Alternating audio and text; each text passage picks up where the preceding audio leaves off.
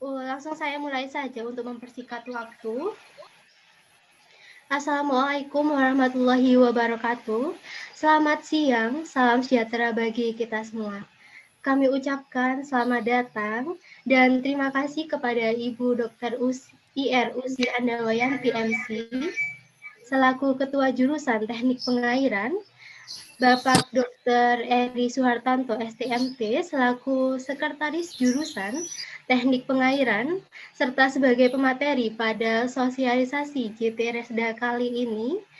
Kemudian Bapak Dr. Engineering IR Yanto Hariwibowo STMT selaku pemateri pada sosialisasi JT Resda, dosen teknik pengairan yang tidak bisa saya sebutkan satu persatu, Saudara Damarendro selaku Ketua Himpunan Teknik Pengairan, serta Mas-Mbak mahasiswa Teknik Pengairan angkatan 2014, 2015, 2016, dan 2017. Jadi di sini perkenalkan saya Nadia Ayu selaku moderator yang akan memandu jalannya sosialisasi pada siang hari ini. Langsung saja memasuki agenda selanjutnya, yaitu sambutan oleh Ketua Jurusan Teknik Pengairan untuk Ibu Dr. Insinyur Usi Andawayanti, MS. Kami persilahkan. Terima kasih, Mbak Nadia. Bismillahirrahmanirrahim. Assalamualaikum warahmatullahi wabarakatuh. Yang terhormat. Waalaikumsalam. Yang terhormat Pak Eri, Pak Rianto, Pak Hidayat, dan para dosen yang sempat ikut dalam acara siang hari ini. Para yang saya banggakan, para mahasiswa Teknik Pengairan. Syukur alhamdulillah bahwa siang hari ini kita bisa berkumpul di sini dalam keadaan sehat walafiat, dan itu yang penting. Dan kami sangat berbangga dan senang hati karena siang hari ini di masa libur Imlek, tapi masih ada kegiatan. Dan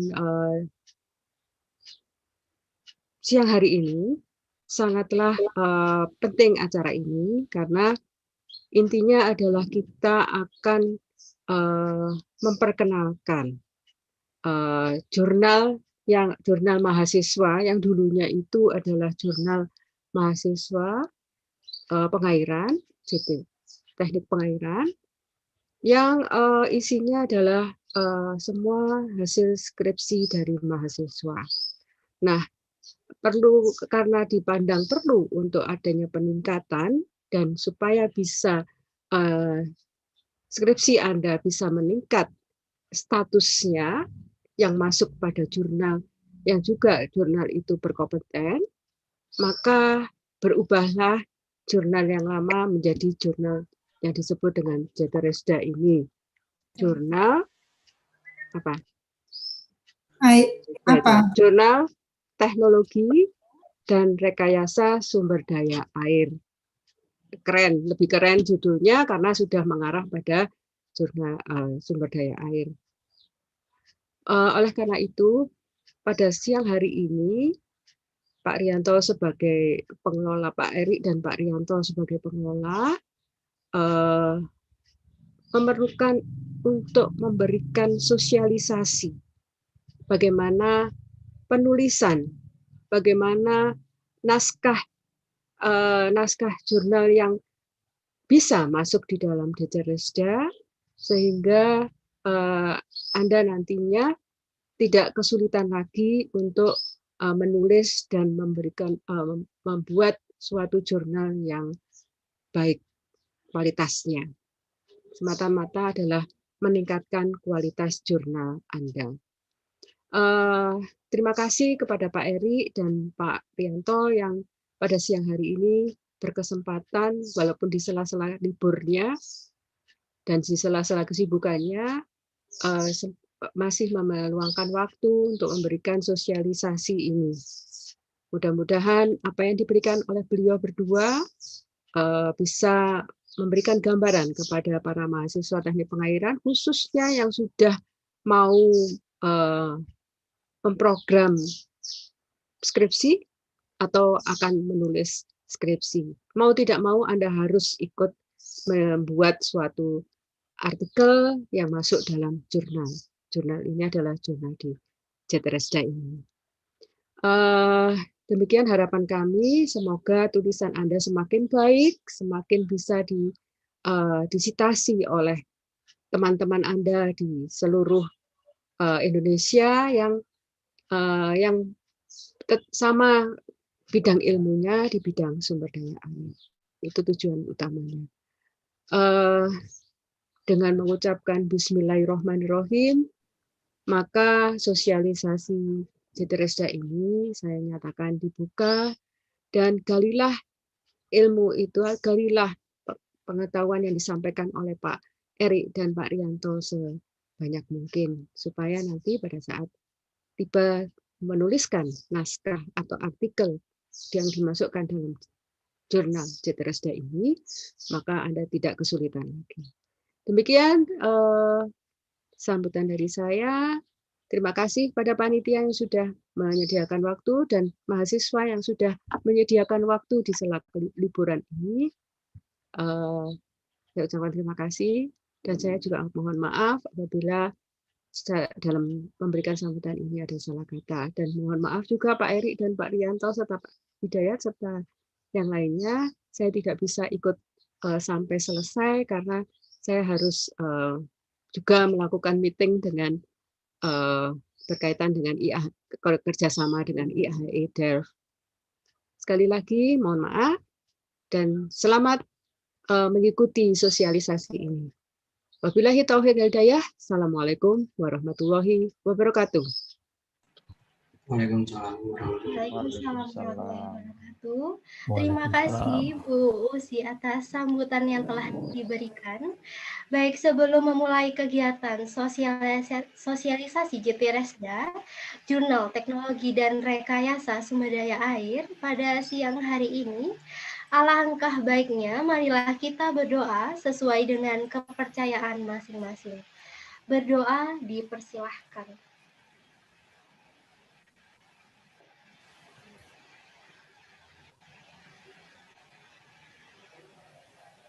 Berdoa dapat dicukupkan. Baik, izinkan saya membacakan susunan acara pada sosialisasi JTRSDA siang hari ini.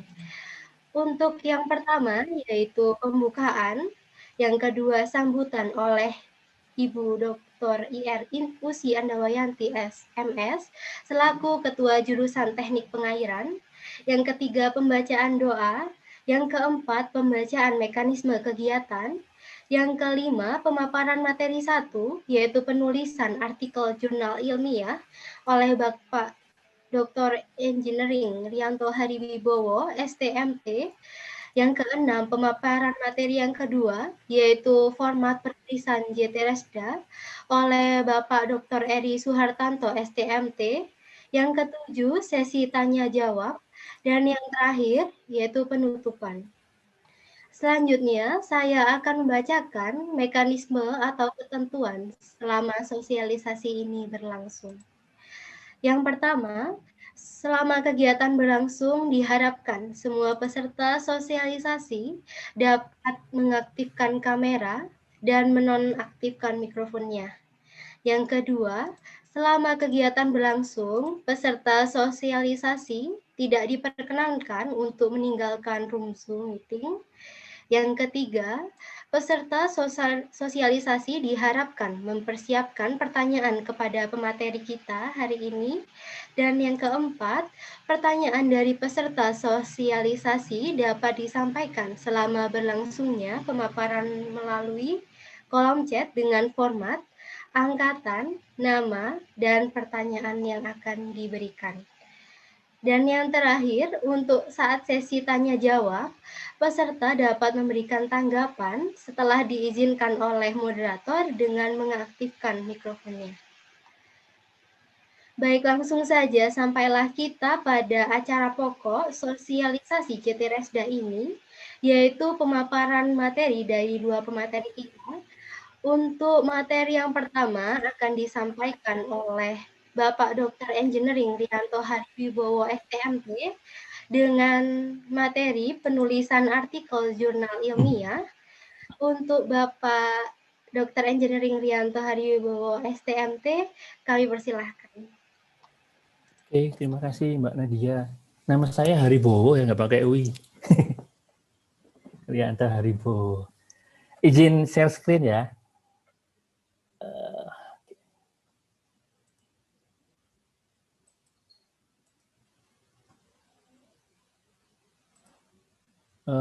Saya boleh izin share screen ya? Sudah diaktifkan, Pak. Oh, sudah kelihatan ya? Oh, sebentar. Halo, sudah ya, sudah, Pak. Oke. Sip. Terima kasih sebelumnya Pak Eri, Pak Hidayat, dan teman-teman yang lain, juga teman-teman mahasiswa. Materi yang pertama ini tentang penulisan artikel jurnal ilmiah gitu ya.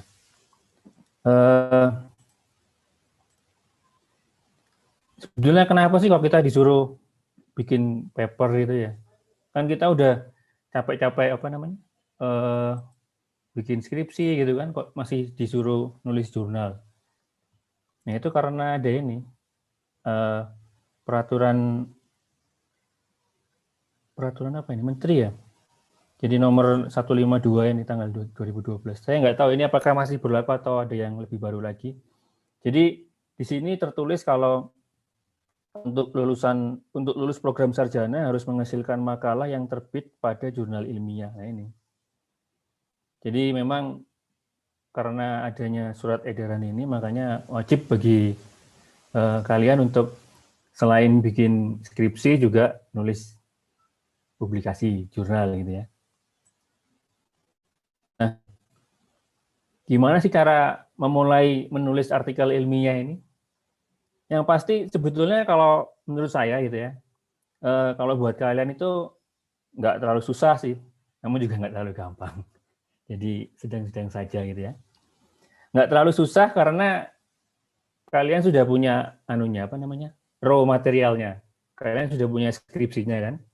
Jadi bahannya sudah ada, tinggal nanti kalian edit dikit-dikit, dipotong-potong, diolah-olah, diaduk-aduk sehingga menjadi sebuah jurnal gitu ya. Jadi kalau yang skripsinya misalkan tebelnya 500 halaman, nah itu dipotong-potong supaya jadi ya kira-kira 12 halaman gitu lah ya. Itu.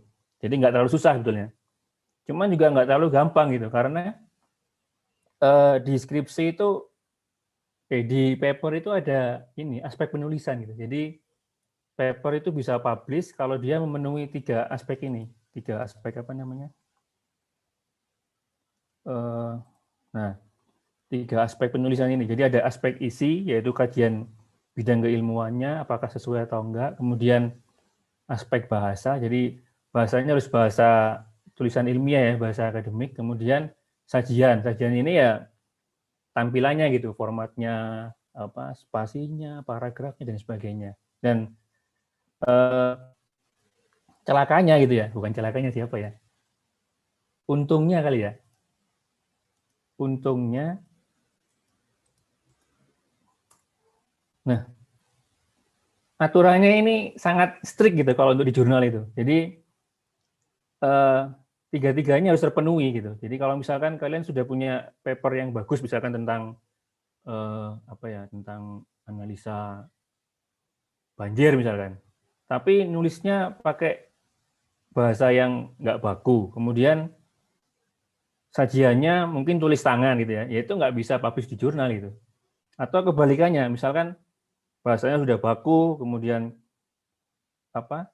penulisan sudah sesuai dengan template-nya jurnal, tapi yang ditulis bukan bidang keilmuan kita gitu. Misalkan tentang cara masak, cara bikin Indomie, ya itu juga sama juga nggak bisa publish di jurnal. Jadi intinya tiga-tiganya ini harus saling harus betul semua gitu. Jadi aspek isi, bahasa, sama sajian. Nah, terkait sama format umumnya gitu ya, dari beberapa jurnal yang pernah saya baca atau dari beberapa referensi, jurnal itu terbagi dalam bab-bab sebagai berikut. Yang pertama itu ada judul, terus biasanya setelah judul itu ada nama penulis, kemudian afiliasi, kemudian mungkin ada koresponden email, terus ada abstrak, sama ada kata kunci, keyword gitu ya. Kemudian baru kita masuk ke isinya, isi jurnal. Jadi ada pendahuluan atau introduction, kemudian material and methods, kemudian result, discussion, terus baru penutup, conclusion, dan reference. Nah, untuk yang 4 dan 5 ini tergantung ya, tergantung jurnalnya. Ada yang dia seperti ini dipisah antara result dan discussion dipisah, tapi juga ada yang digabung. Jadi setelah material and method, terus bab berikutnya adalah result and discussion. Jadi kalau yang di JTRSD itu digabung, result dan discussion digabung. Nah, ini mungkin sekedar berbagi aja. Jadi kalau di urutan dalam paper itu kan seperti yang tadi dijelaskan bahwa yang pertama judul, pendahuluan gitu ya. Cuman kalau untuk urutan menulis gitu ya, katanya Pak Katz ini gitu ya, nulis yang paling gampang itu kalau ternyata nggak harus urut gitu. Menurut beliau, yang paling gampang itu diawali dari material dan metode ini. Jadi kita tulis dulu gimana cara kerjanya, gimana langkah-langkahnya, metode apa yang akan kita gunakan, itu yang tulis dulu semuanya. Setelah itu baru masuk ke result dan discussion. Jadi mulai dihitung, kemudian dibahas semuanya, baru kemudian kesimpulan, baru kita ke atas ke pendahuluan gitu ya.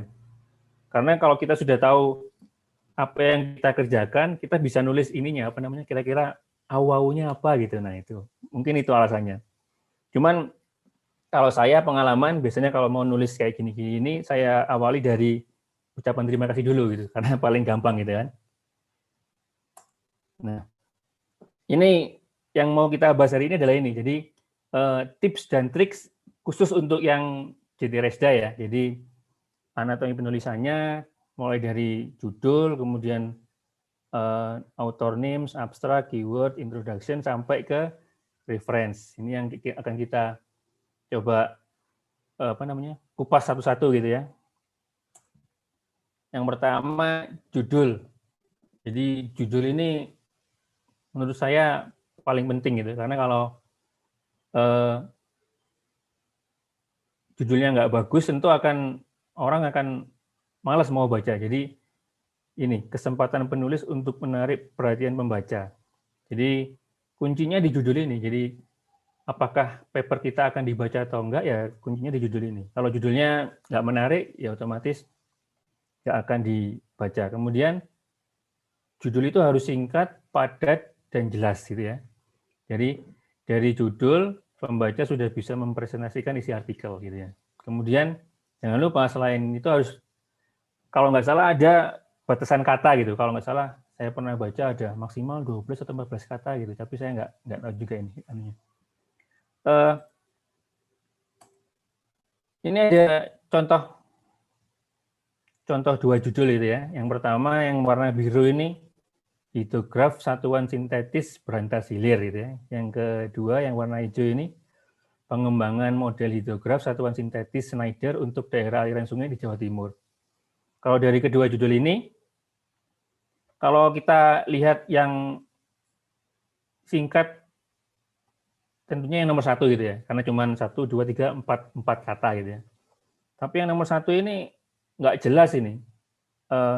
Kalau orang baca ini nggak jelas ini maksudnya mau kemana gitu. Apakah ini HSS baru gitu, saingannya Nakayasu, apa saingannya Gamma 1, apa saingannya Limantara, kan nggak jelas arahnya gitu ya. Tapi kalau kita baca yang warna hijau ini kan, dari judul ini kita sudah tahu bahwa oh ini arahnya memang dia mau mengembangkan HSS Schneider untuk DAS di Jawa Timur. Jadi dari judul ini kita sebagai pembaca sudah tahu oh ini arahnya seperti ini. Jadi kalau saya bilang yang pertama ini nggak bagus atau jelek gitu ya. Saya berani bilang jelek karena ini judul skripsi saya. Jadi nggak akan menyinggung orang lain gitu, jadi nggak apa-apa. Kemudian ini juga ada contoh judul jurnal gitu ya, yang menurut saya bagus gitu, karena saya pengarangnya, jadi kalau saya bilang jelek, saya nggak pede berarti kan. Jadi ini judulnya bagus gitu. Jadi judul ini kira-kira pembaca sudah bisa membayangkan, oh ini papernya mau membahas tentang tes toksik menggunakan ikan untuk indeks di sungai gitu. Nah ini lumayan bagus menurut saya. Tapi ada juga ini judul yang menarik sebetulnya, cuman jangan ditiru lah ya, karena ini nggak akademis gitu ya. Jadi pengaruh centang biru dan sedang online atau dan lain sebagainya ini. Jadi beberapa contoh judul yang menarik tapi nggak akademis ya ini dua ini. Berikutnya setelah judul bawahnya itu nama pengarang gitu ya.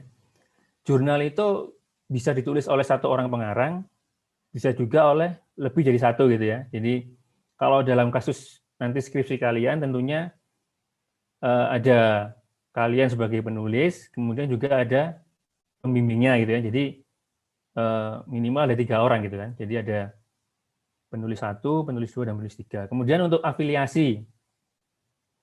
Afiliasi ini dia itu lebih condong ke institusi, bukan status gitu ya. Jadi masih ada beberapa teman-teman tuh yang nulis afiliasinya ini mahasiswa jurusan teknik pengairan atau dosen jurusan teknik pengairan. Nah ini sebaiknya mulai dihilangkan gitu. Jadi tinggal afiliasinya ya jurusan teknik pengairan aja gitu ya. Kemudian corresponding author ini ya email yang muncul di paper, itu emailnya siapa? Apakah emailnya penulis 1, penulis 2, atau penulis 3? Jadi emailnya ini misalkan ada apa-apa, nah nanti orang bisa menghubungi lewat email yang tertulis di paper tersebut. Jadi itu tentang author names. Kemudian abstrak. Abstrak ini nomor 2 yang paling penting setelah judul gitu ya. Jadi setelah orang baca judul pasti orang akan baca ke abstrak. Biasanya abstrak ini ada batasan kata yang diperbolehkan gitu ya. Kayak misalkan JT Resda mungkin sekitar 200 kata. Tapi ada juga yang jurnal lain yang dia mungkin mengizinkan sampai 250 kata. Nah, triknya kalau menurut saya di abstrak itu minimal harus memuat tentang tujuan penelitian. Jadi tujuan dari studi ini adalah untuk apa gitu ya. Kemudian metodenya. Jadi metode yang digunakan itu apa aja. Kemudian hasil. Dan kalau masih cukup boleh ditambah dengan saran gitu ya. Saran misalkan ke depan dari hasil penelitian ini kita mau ngapain, itu boleh. Jadi harus itu ada tujuan, metode, sama kesimpulan, sarannya apa gitu ya. Itu. Nah, contoh salah satu abstrak. Jadi yang ada 3 bagian tadi kan, tujuan, metode, dengan hasil. Jadi yang warna kuning ini dia tujuannya. Kemudian yang warna merah ini dia adalah metodenya. Jadi secara singkat dijelaskan di sini. Kemudian yang warna biru ini itu hasilnya, hasil dari penelitian yang dilakukan gitu ya ini. Untuk JT Resda nanti kalian harus bikin abstraknya dalam 2 bahasa, bahasa Indonesia dan bahasa Inggris gitu ya. Jadi kalau bahasa Inggris memang harus sering dilatih ya, pakai Google Translate nggak apa-apa, tapi tetap harus setelah kalian translate dengan Google Translate tetap harus dibaca gitu ya. Atau kalau kalian ada ada rezeki lebih bisa ini beli Grammarly. Grammarly itu sangat membantu sekali untuk ngecek bahasa Inggrisnya, bisa mensuggest, bisa ya pokoknya kalau saya sangat terbantukan dengan Grammarly itu. Tuh.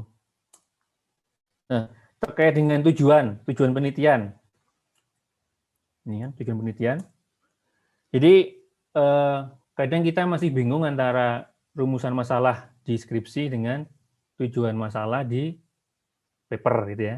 Jadi kalau yang warna kuning ini dia adalah rumusan masalah yang ada di skripsi gitu ya. Jadi kebetulan ini dari paper yang sama ini tentang alat untuk merubah air laut jadi air bersih gitu ya. Nah, kalau deskripsi rumusan masalah seperti ini. Jadi nomor 1 bagaimanakah desain, kemudian nomor 2 sampai nomor 5. Nanti di kesimpulannya juga ada 5 poin gitu kan. Jadi ini. Nah, kalau di paper itu sebaiknya memang nggak poin per poin gini gitu, tapi memang ada baiknya dari rumusan masalah yang ada di deskripsi ini terus kita rangkum lagi jadi satu kalimat gitu, satu kalimat yang menggambarkan inti dari apa yang sedang kalian kerjakan gitu. Jadi misalkan kalian punya 6 rumusan masalah, ya itu aja dirangkum kira-kira intinya apa, itu yang dijadikan sebagai tujuan studi di jurnal. Kalau menurut saya boleh berbeda gitu. Jadi misalkan rumusan masalah seperti ini, kemudian tujuan di jurnal seperti ini berbeda, menurut saya boleh. Jadi nggak ada masalah. Asalkan masih apa namanya? Jadi kalau menurut saya ini adalah rangkuman dari tujuan penelitian di sini gitu ya. Jadi itu. Kemudian berikutnya kata kunci, keyword ini sebetulnya fungsinya untuk ini sih, untuk mempermudah penelusuran artikel gitu. Misalkan kalian mau nyari jurnal tentang drainasi gitu ya, pasti kalian akan buka search engine-nya jurnal, kemudian kalian ketik drainasi.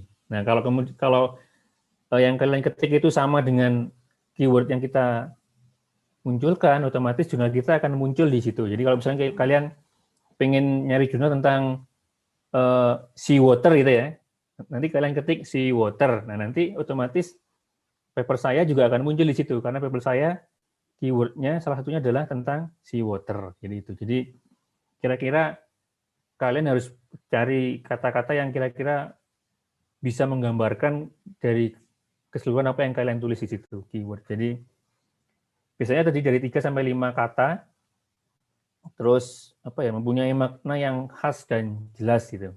Itu. Kemudian kita masuk ke bagian pendahuluan, ke bagian isinya gitu ya. Jadi setelah judul, terus pengarang, abstrak, nah kita masuk ke pendahuluan.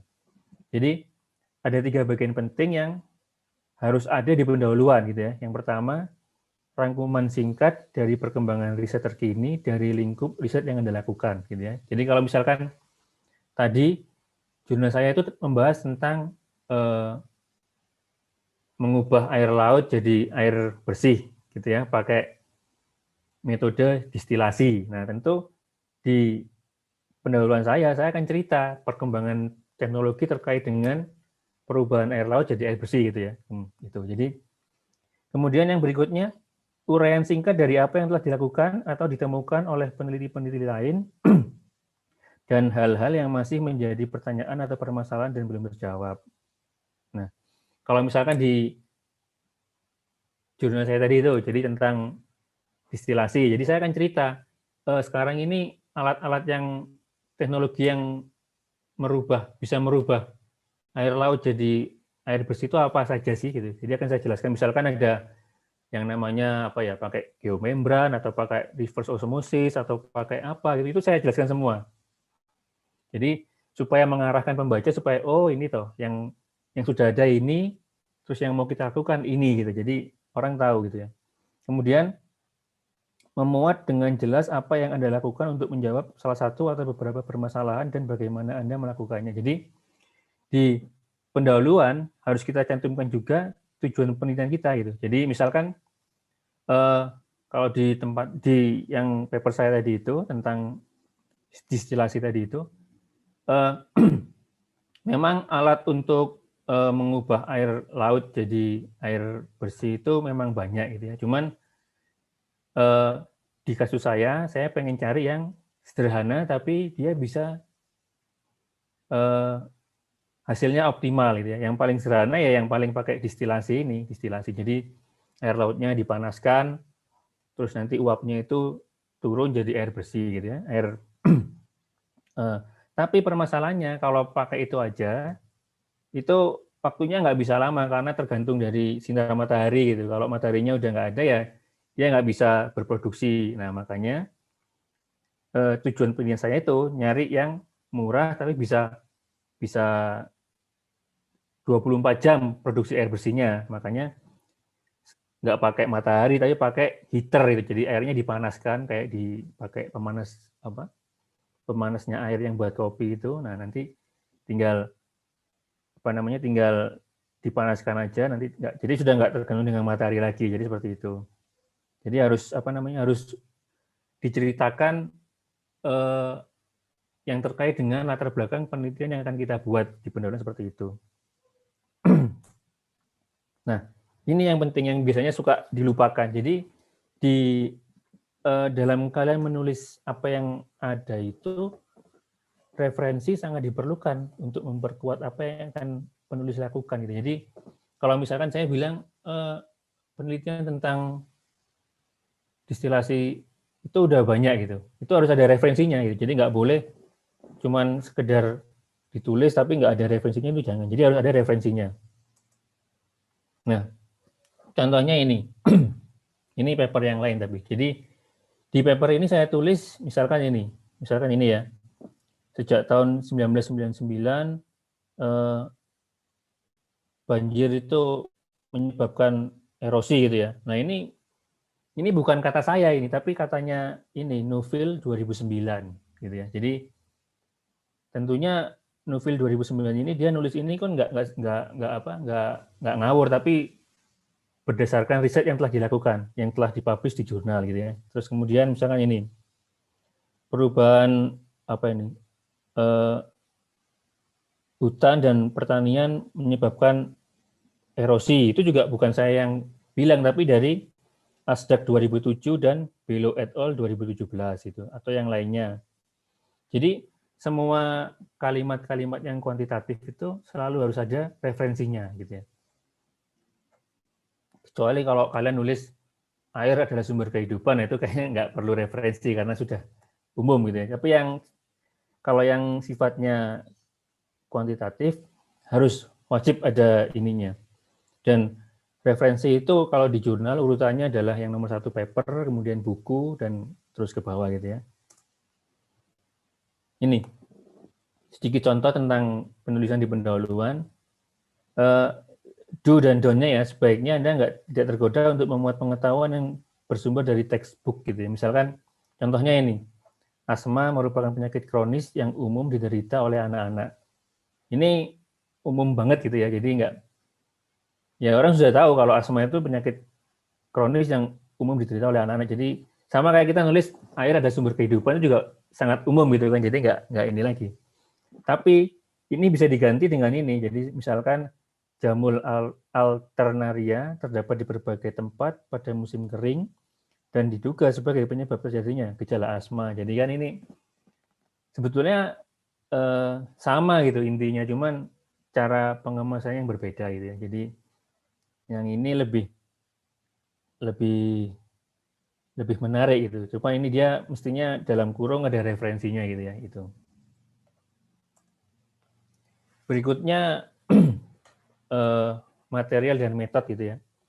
Jadi di material dan metode ini provide sufficient detail to allow the work to be reproduced. Jadi kita menyajikan detail supaya orang itu bisa meniru apa yang kita kerjakan gitu ya. Jadi kalau katanya chef itu, jadi if you follow my recipe, then you will get my result gitu ya. Jadi kalau kalian mengikuti resep yang saya tulis, maka kalian akan memperoleh hasil sama dengan apa yang saya kerjakan itu.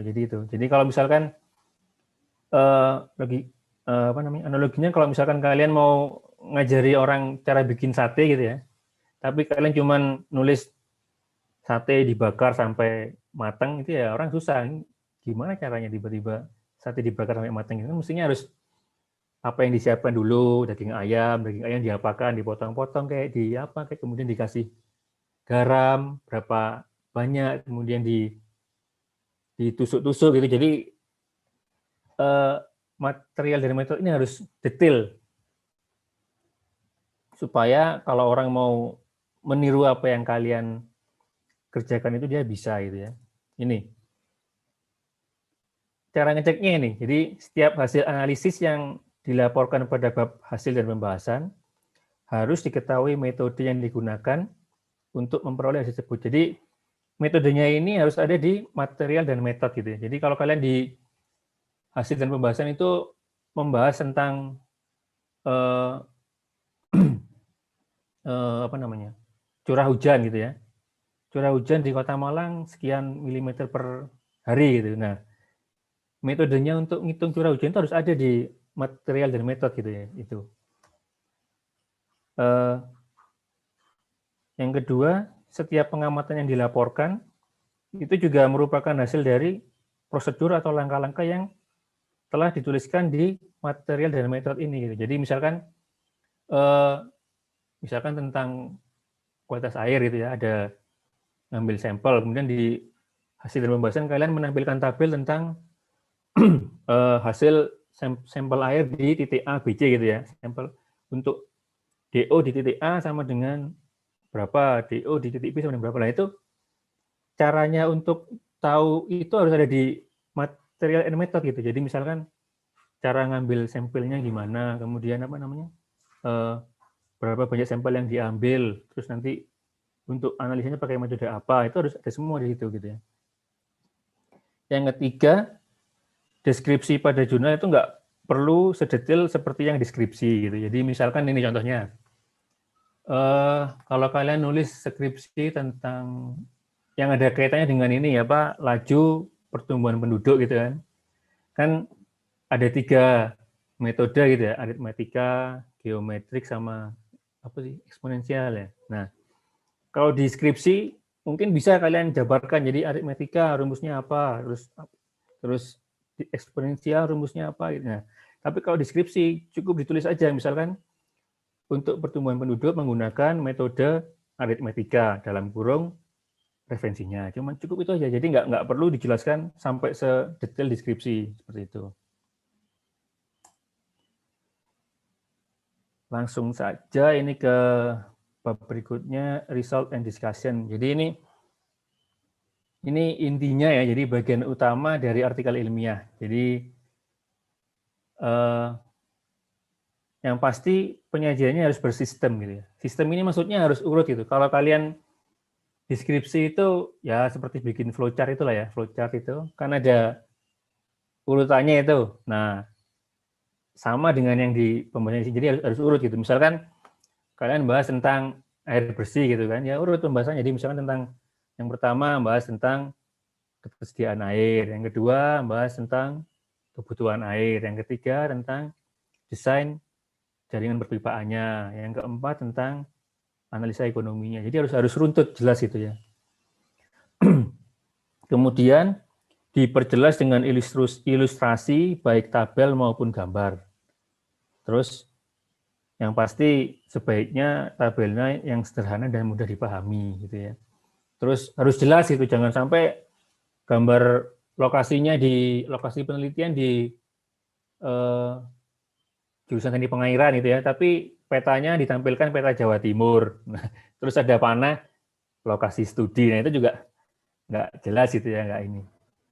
Kemudian ini, avoid extensive citation dan discussion of published. Jadi dihindari menampilkan citasi atau apa literatur yang sudah dipublish, atau gampangnya gini, jangan apa pustaka yang ada di skripsi itu dimasukkan di sini, jangan. Misalkan tentang kualitas air gitu ya, terus di bab ini kalian masih menjelaskan tentang misalkan pH itu adalah apa, terus DO adalah apa, itu nggak perlu sepertinya. Jadi langsung di bab ini itu hanya dibahas tentang hasil dan pembahasannya gitu ya. Nah ini contoh beberapa contoh tabel yang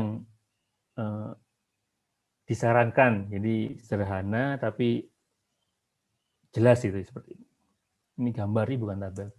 Nah, kalau ini yang contoh tabel. Terus ini yang kita sering kelewatan gitu. Jadi setelah ada tabel, terus udah itu aja, nggak ada penjelasannya. Padahal teks itu memberi peluang untuk menguatkan segi penting dari data yang ada di dalam tabel atau gambar, terutama yang akan dibahas itu. Jadi kalau kalian punya tabel, itu kalian ceritakan gitu. Tabel ini itu apa sih yang penting menurut kalian gitu. Tapi menceritakan itu bukan menulis ulang apa yang isi tabel gitu. Jadi misalkan seperti ini.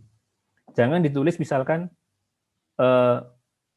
dalam tabel 4 diketahui pasir rata-rata 47,66%, simpangan bakunya 23,81, sementara lempung 21. Nah, itu jangan, itu sama dengan Anda nulis apa yang ada di tabel itu. Tapi yang perlu kalian tulis adalah ini, dari tabel ini kira-kira apa yang mau disampaikan. Misalkan ternyata dari sifat-sifat pasir, lempung, dan liat ini yang paling dominan adalah pasir sebesar 47,66. Jadi seperti itu. Jadi bukan menceritakan isi tabel, tapi menguatkan gitu ya, saling mensupport itu. Nah, terus ini tabel atau gambar dalam teks itu paling sedikit harus diaju 1 kali gitu ya. Jadi kalau ini tulisannya nggak penting, nggak kelihatan, yang penting saya mau menunjukkan ini apa namanya.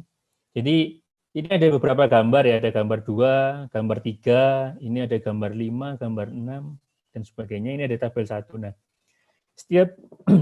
setiap gambar ini minimal saya acu 1 kali gitu. Jadi misalkan ini gambar 2 ini saya acu di sini. Jadi studinya ini terdiri dari 4 plot seluas 340 meter persegi, dibagi jadi beberapa bagian gitu kan. Nah ini lihat figur nomor 2 ini. Kemudian ini gambar nomor 3 ini di sini saya anukan di sini. Kemudian gambar 7 dan gambar 8 di sini. Jadi setiap gambar dan tabel yang saya munculkan itu pasti akan saya sedikitnya minimal 1 kali saya aju gitu. Ini kadang ada teman-teman tuh yang papernya itu isinya cuman gambar tapi nggak ada tulisan sama sekali, atau isinya tabel nggak ada tulisan. Jadi itu sebaiknya dihindari gitu ya. Jadi harus ada pembahasannya. Oke, sudah hampir mendekati akhir. Conclusion, kesimpulan. Jadi kesimpulan itu memuat implikasi temuan penelitian, saran yang bersifat praktis, pengembangan teori dan arah penelitian lanjutan. Jadi kalau gampangannya ya memuat jawaban atas pertanyaan tujuan penelitian gitu ya. Jadi biasanya terdiri dari 1 sampai 2 paragraf dengan saran termasuk di dalamnya, terus bukan kopas dari pembahasan gitu. Jadi kenapa tadi di awal saya jelaskan bahwa tujuan masalah itu nggak harus poin-poin ya, tapi bersifat 1 kalimat aja, karena nanti karena di kesimpulan itu dia biasanya terdiri dari 1 sampai 2 paragraf aja. Jadi kalau kalian poin-poin nanti kesimpulannya jadi banyak gitu kan, makanya nggak sesuai, makanya ini. Kemudian ucapan terima kasih ini nggak harus ada, nggak wajib ya, tapi kalaupun mau ditulis biasanya isinya itu tentang terima kasih kepada pembimbing, tapi pembimbing bisa juga ditaruh di author, jadi bukan di ucapan terima kasih. Kemudian kalau ada support staff, misalkan dari laboratorium, dan misalkan kalian tentang hidrologi, terus ada penelitian menggunakan stasiun hujan yang di lab itu, nah mungkin terima kasih untuk Mbak Berlian dan sebagainya. Kemudian kalau ada funding atau hibah dana itu bisa juga dimasukkan di situ. Atau kalau kolaborasi dengan industri atau apa juga. Jadi bukan terima kasih yang deskripsi ya. Kalau terima kasih yang deskripsi kan terima kasih untuk teman-teman angkatan, itu bukan. Nggak masuk di sini itu. Referensi, nah ini. Referensi itu semua citasi yang ada pada naskah harus masuk di daftar pustaka dan harus lengkap gitu ya. Kemudian kalau yang ini relatif tapi umumnya seperti ini. Jadi minimal ada 10 gitu ya, 10 jurnal yang disitasi, kemudian 80%-nya dari yang umurnya nggak tua-tua gitu ya.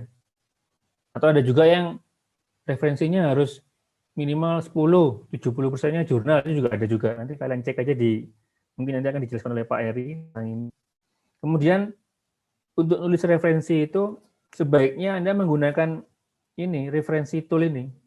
Bisa Mendeley, bisa EndNote, bisa Zotero, karena itu sangat memudahkan gitu ya. Karena begitu kalian nulis manual, itu ada kemungkinan itu ketelisut atau nggak ketulis itu. Tapi kalau kalian pakai ini Mendeley atau EndNote atau Zotero ini pasti apa yang kalian citasi pasti akan muncul di daftar pustaka. Jadi kemungkinan untuk keselip itu kecil itu. Kemudian tata cara penulisannya harus mengacu pada aturan jurnal yang bersangkutan. Jadi misalkan mau pakai IEE atau pakai apa itu ikut aja apa yang ada di template jurnal itu gitu. Nanti untuk ini bisa kalian baca sendiri di banyak itu di internet apa itu IEE, apa itu apa itu ya. Nah, ini tambahan jadi kalau sedang nulis kan kalian harus submit gitu kan. Nah, setelah submit itu prosesnya adalah seperti ini. Jadi setelah kalian masukkan jurnal, nanti oleh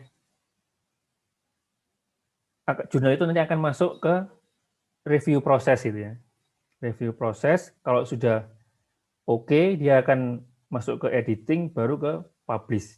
Nah, biasanya ini butuh waktu gitu. Jadi nggak bisa kalian hari ini pagi masukkan terus berharap siang sudah publish, itu nggak bisa. Jadi harus ada prosesnya. Nah, kalau lebih detailnya seperti ini.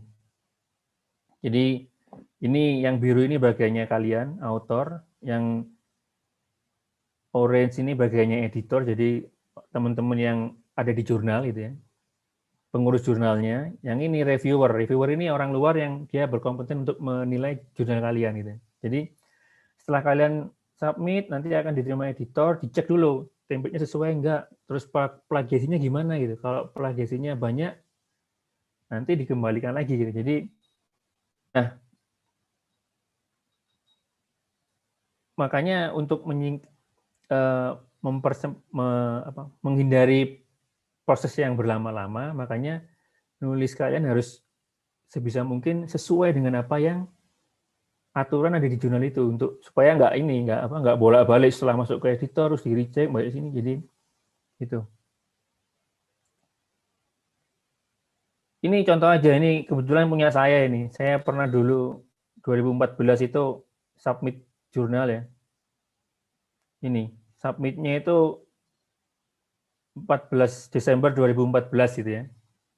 Kemudian saya cek 2 tahun lagi, 8 Maret 2016 itu masih under review gitu ya.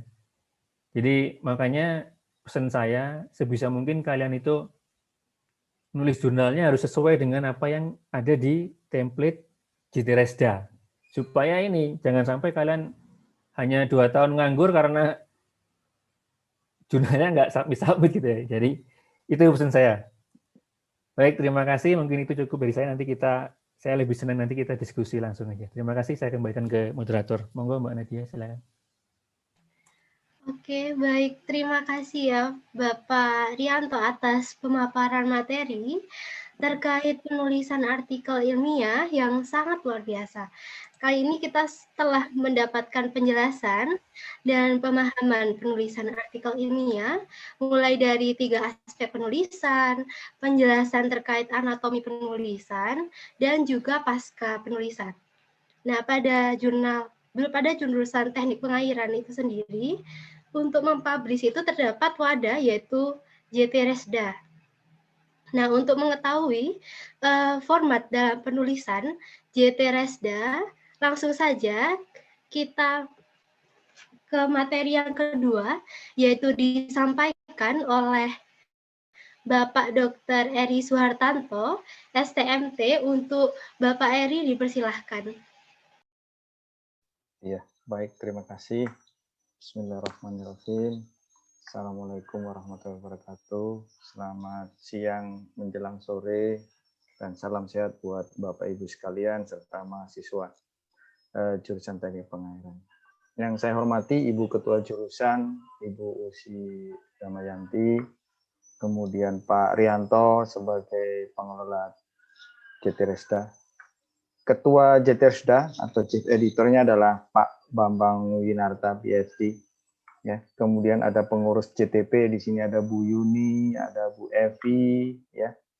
Kemudian ada pengurus JTResda di sini ada Pak Hidayat, ada Pak Jadvan, ada Bu Linda, dan ada beberapa tim yang Bapak Ibu yang termasuk Pak Ferry, ada Pak Ferry, saya tadi melihat ada namanya Pak Ferry ya.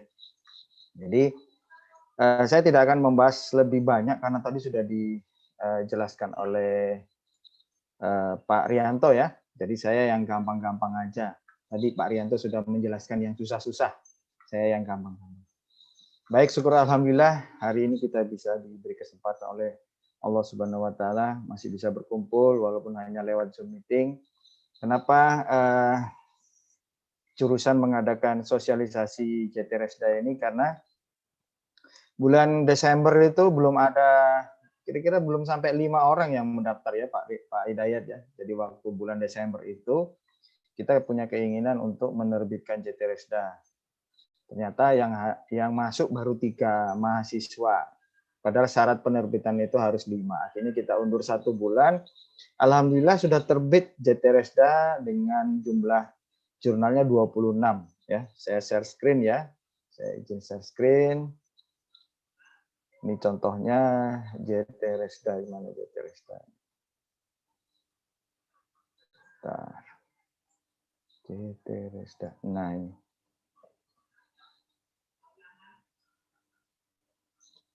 Jadi JTResda ini sudah terbit.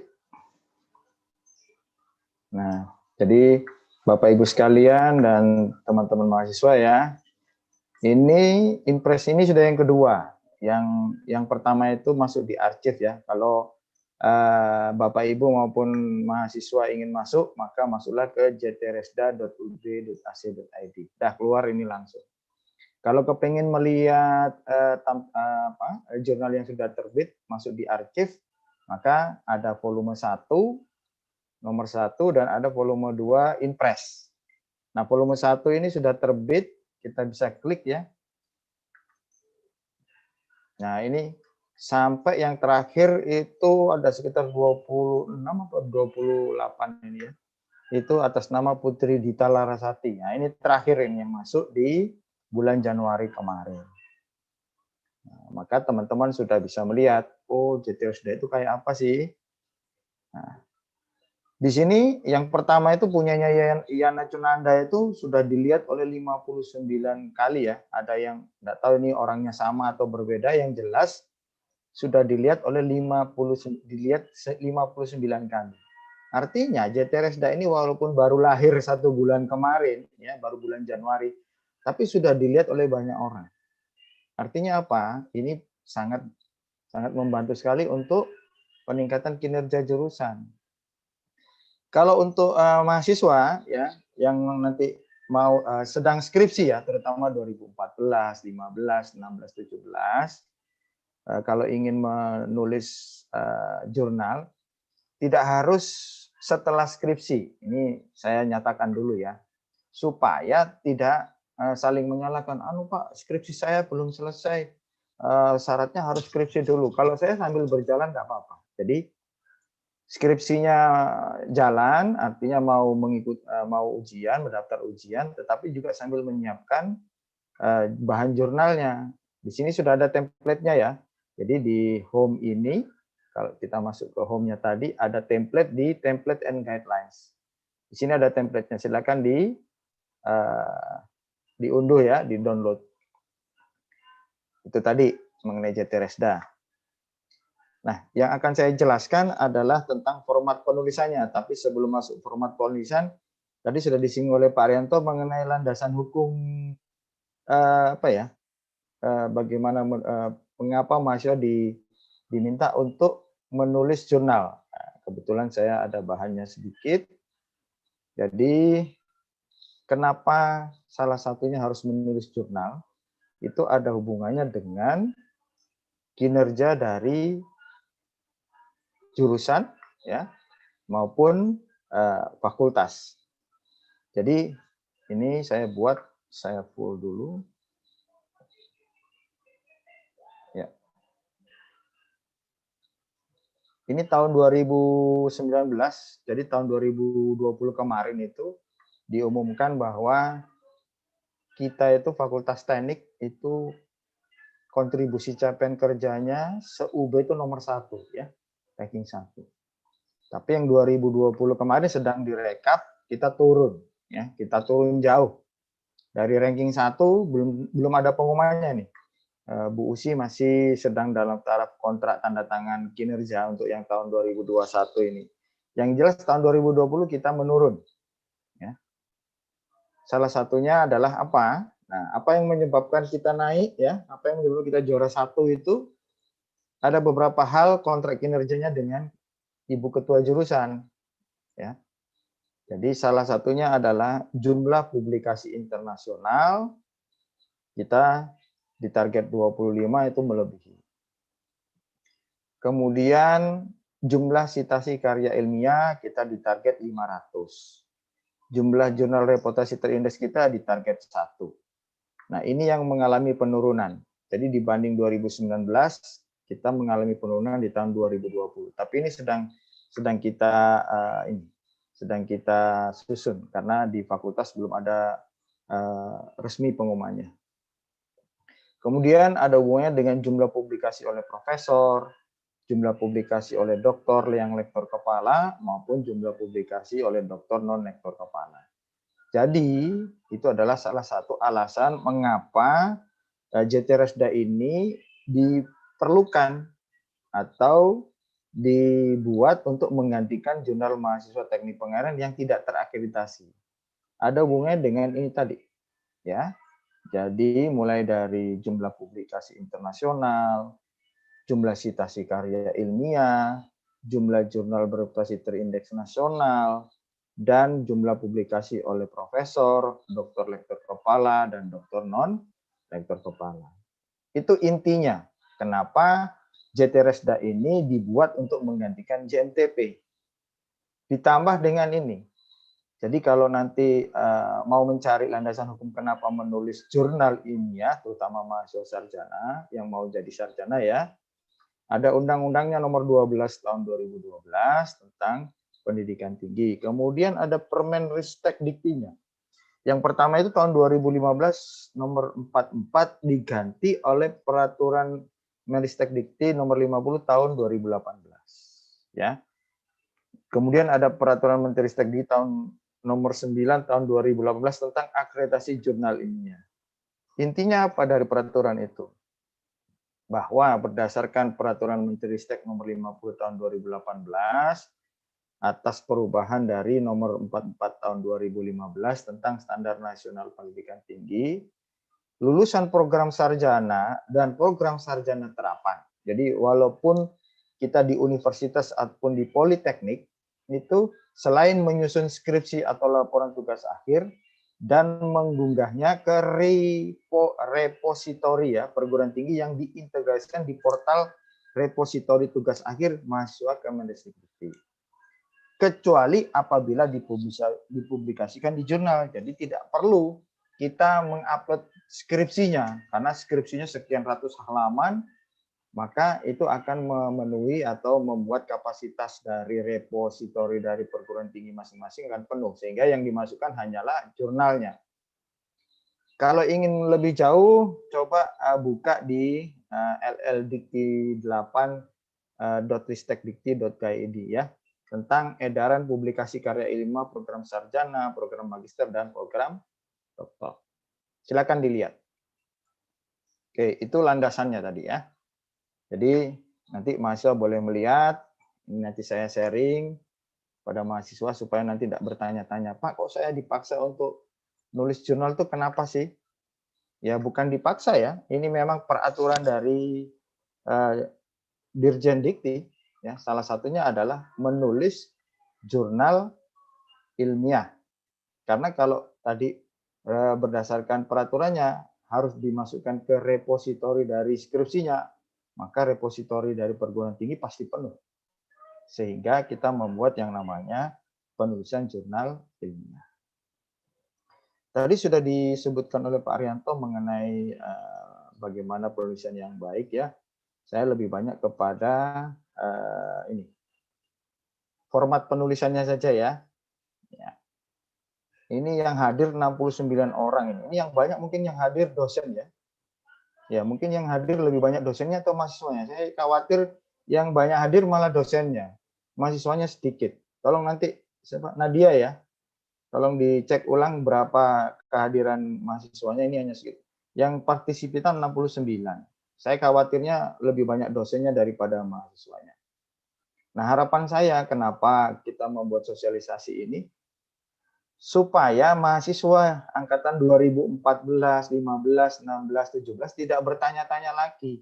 Oh, saya nggak tahu Pak kalau ada sosialisasi. Wah, ini mahasiswanya berarti yang tidak memperhatikan. Ini sudah sosialisasi yang kedua ini, ya. Benar ya Nadia ya? Nah, Nadia sudah 2 kali jadi moderator. Nanti yang ketiga saya kasih payung kalau jadi moderator lagi ya. Ya. Baik, masuk ke template-nya ya, format penulisan. Ini dari tim JTRSDA sudah membuatkan template yang menurut saya sudah sangat bagus sekali. Ibaratnya makanan itu tinggal makan gitu loh ya. Tinggal ngisi lah ya ini. Jadi kalau ada mahasiswa yang masih kesulitan dan segala macam, kalau saya ya ini menurut saya harus mau belajar. Ya, harus mau belajar mahasiswa ya. Nah, ini ada beberapa template yang sudah dibuat oleh tim JTRSDA ya. Yang pertama adalah nih ada komennya ya. Judul artikel tertulis besar di setiap awal kata. Jadi jangan huruf besar semua ya. Semua dibuat caps lock ya, besarin. Salah. Jadi hanya huruf besarnya di setiap awal kata saja. Kemudian ini saya buka. Ya, sudah kelihatan nggak ini Nadia? Sudah, Pak. Oke. Nih, ini sudah dibuat oleh tim JTRSDA ya. Ini digunakan sebagai template resmi yang ada di website persis ya. Ya, silakan diunduh. Tadi sudah saya juga kirim ke Noval, silakan. Maka kalau tidak sesuai dengan template ini, maka ditolak. Ya. Jadi dikembalikan lagi, ya. Jadi harus disesuaikan dengan template ini. Jumlah halamannya itu adalah 8 sampai 12, maksimal 14 halaman. Jadi jangan semua isinya skripsi dimasukkan ke sini, ya. Nanti bisa 100 halaman ya. Jadi sekali lagi maksimalnya 14 halaman. Kemudian, nah ini autor ya.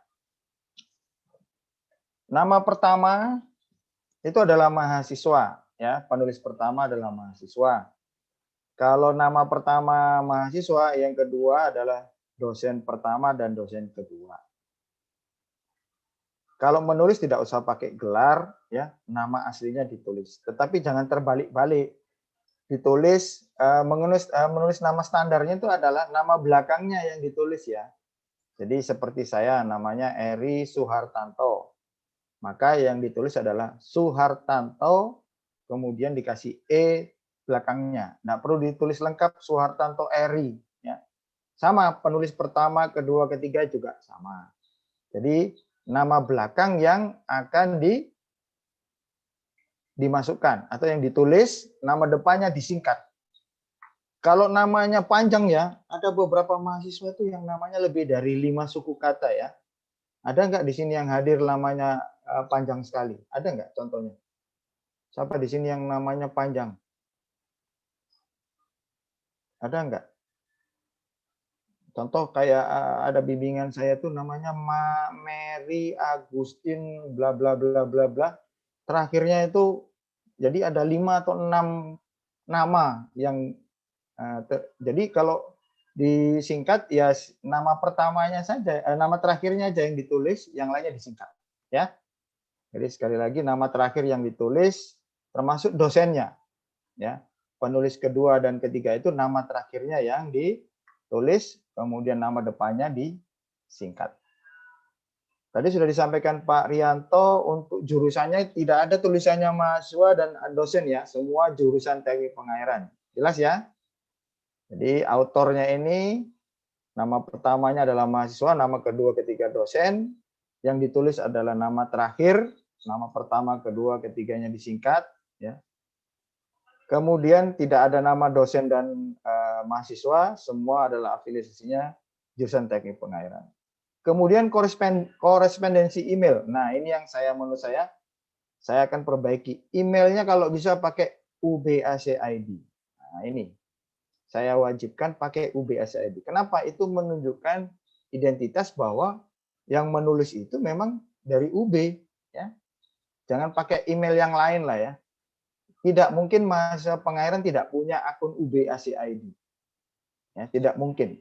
Ya, tapi kalau saran saya pakai karena beberapa kali ada beberapa mahasiswa itu mengirimkan saya tentang bahan-bahan tugasnya melalui email yang bukan UBAC-ID ya, pakai Yahoo atau pakai Gmail. Itu masuknya ke spam. Ya, itu beberapa kali itu. Ya. Oleh karena itu saya menyarankan dan mewajibkan korespondensi email ya harus pakai UBAC-ID. Betul ya Pak Hidayat ya? Karena kalau tidak pakai itu berarti saya anggap bukan mahasiswa UB ya. Apalagi kalau pakai Yahoo ya, pakai Gmail. Saya kok agak ragu jangan-jangan ini bukan mahasiswa pengairan. Ya. Jadi saya sarankan korespondensinya adalah pakai UBAC-ID. Kemudian tadi abstrak ya. Abstrak sudah dijelaskan oleh Pak Rianto ya, dalam bahasa Inggris sebaiknya memakai Grammarly. Nah, nanti ini ada anunya ini. Ada pelatihannya, ada TOT-nya. TOT-nya nanti selain Grammarly, ada Mendeley, ya, ada OJS, ada satunya lagi nanti ada video tutorial. Itu yang menjadi kegiatan setelah ini. Ya. Nanti akan di-PIC oleh Pak Jatvan dan Pak Hidayat ya. Rencananya begitu dengan himpunan.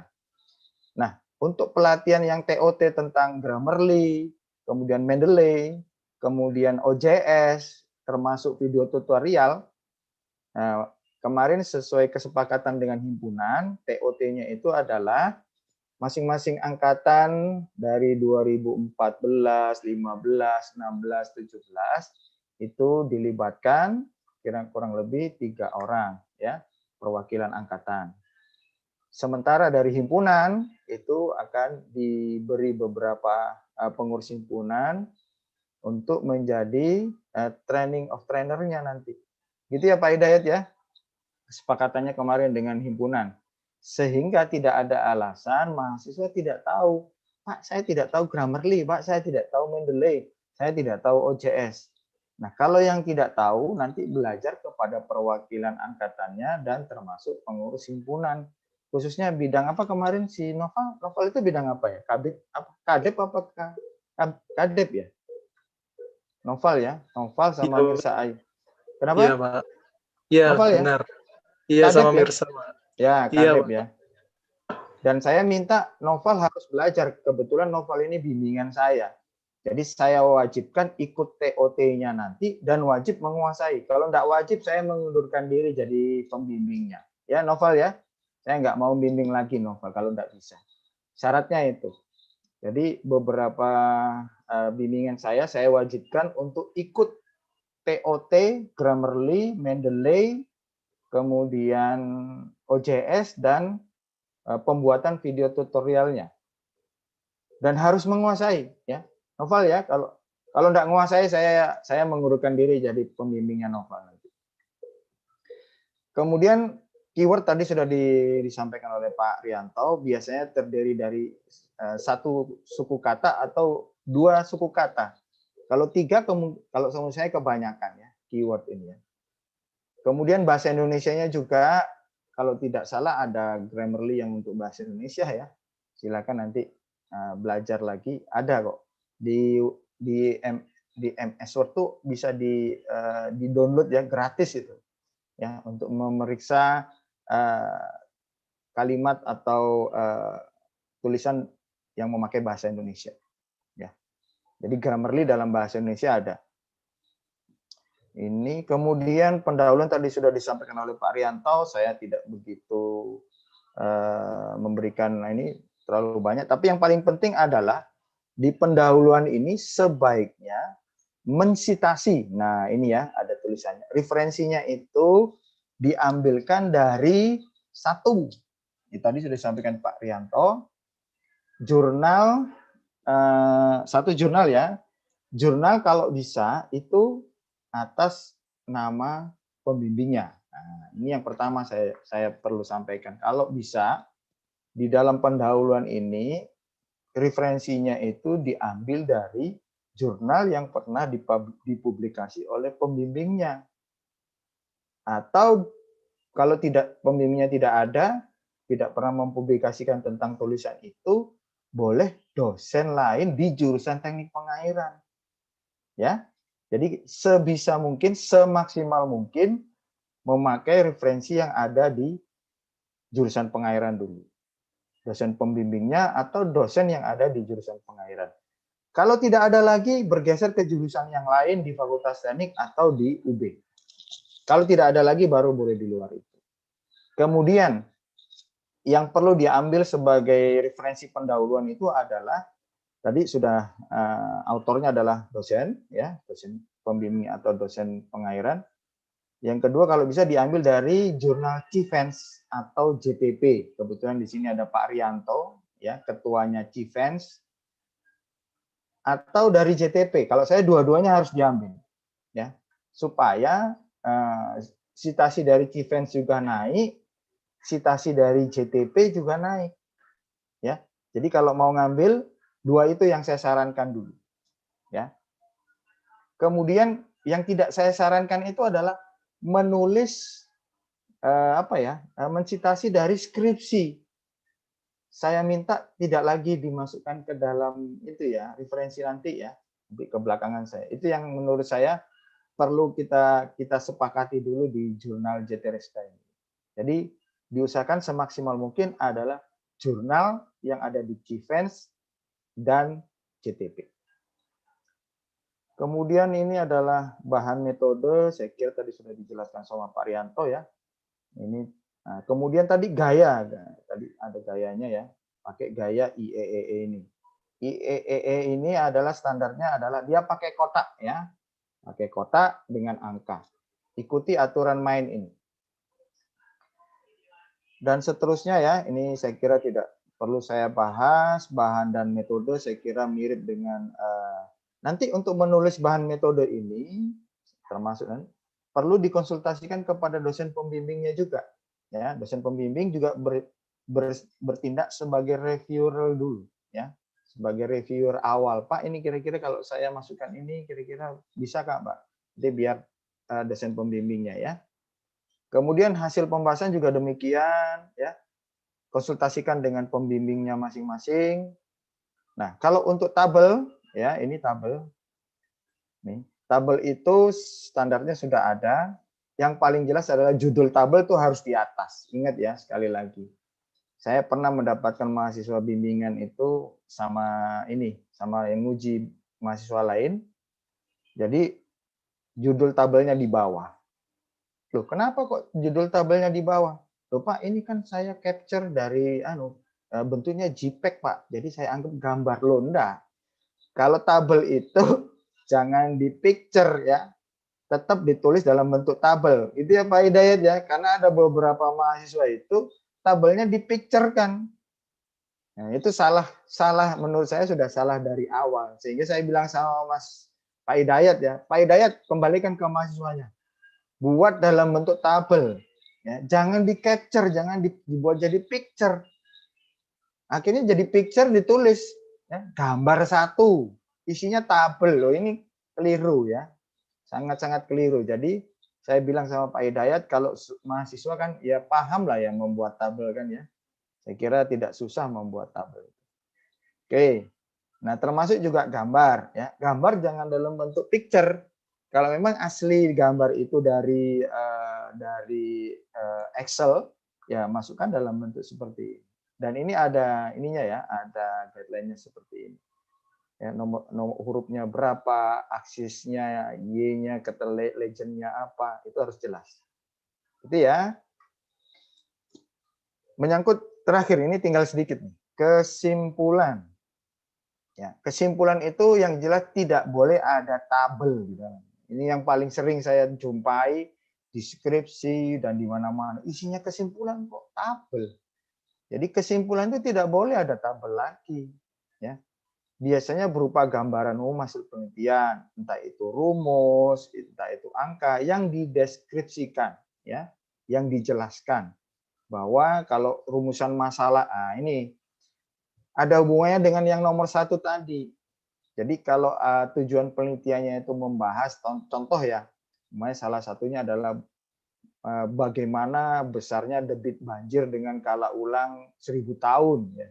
Maka kesimpulannya harus menjawab yang dicari atau yang di tujuan dari awal tadi, bahwa berdasarkan hasil analisa, 1, debit banjir rancangan dengan skala ulang 1000 tahun adalah sekian meter kubik per detik. Nah, itu kesimpulan karena ada di tujuan awalnya. Maunya nyari apa sih? Kalau tujuannya ada 2 atau 3, ya disesuaikan kesimpulannya juga sama. Jadi antara kesimpulan dengan tujuan yang dibahas atau pendahuluan tadi itu nyambung.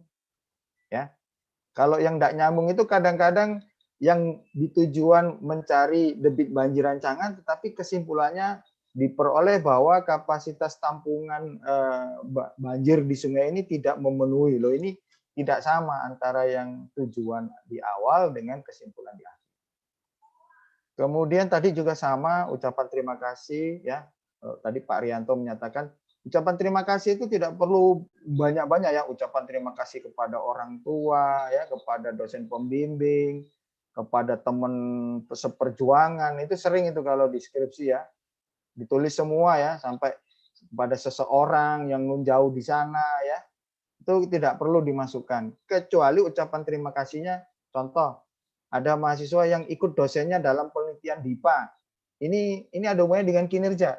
Saya lupa, kegiatan kompetitif fun atau apa ya kemarin. Jadi di tempat di jurusan lain itu hampir 100% mahasiswanya itu ikut penelitian dosennya, gitu. Entah itu DIPA fakultas, entah itu percepatan guru besar, ya, ataupun hibah profesor. Nah, di Pengairan ini kayaknya tidak semua, ya, tidak semua mahasiswa ikut penelitian dosennya. Nah, itu boleh diungkapkan di sini bahwa terima kasih kepada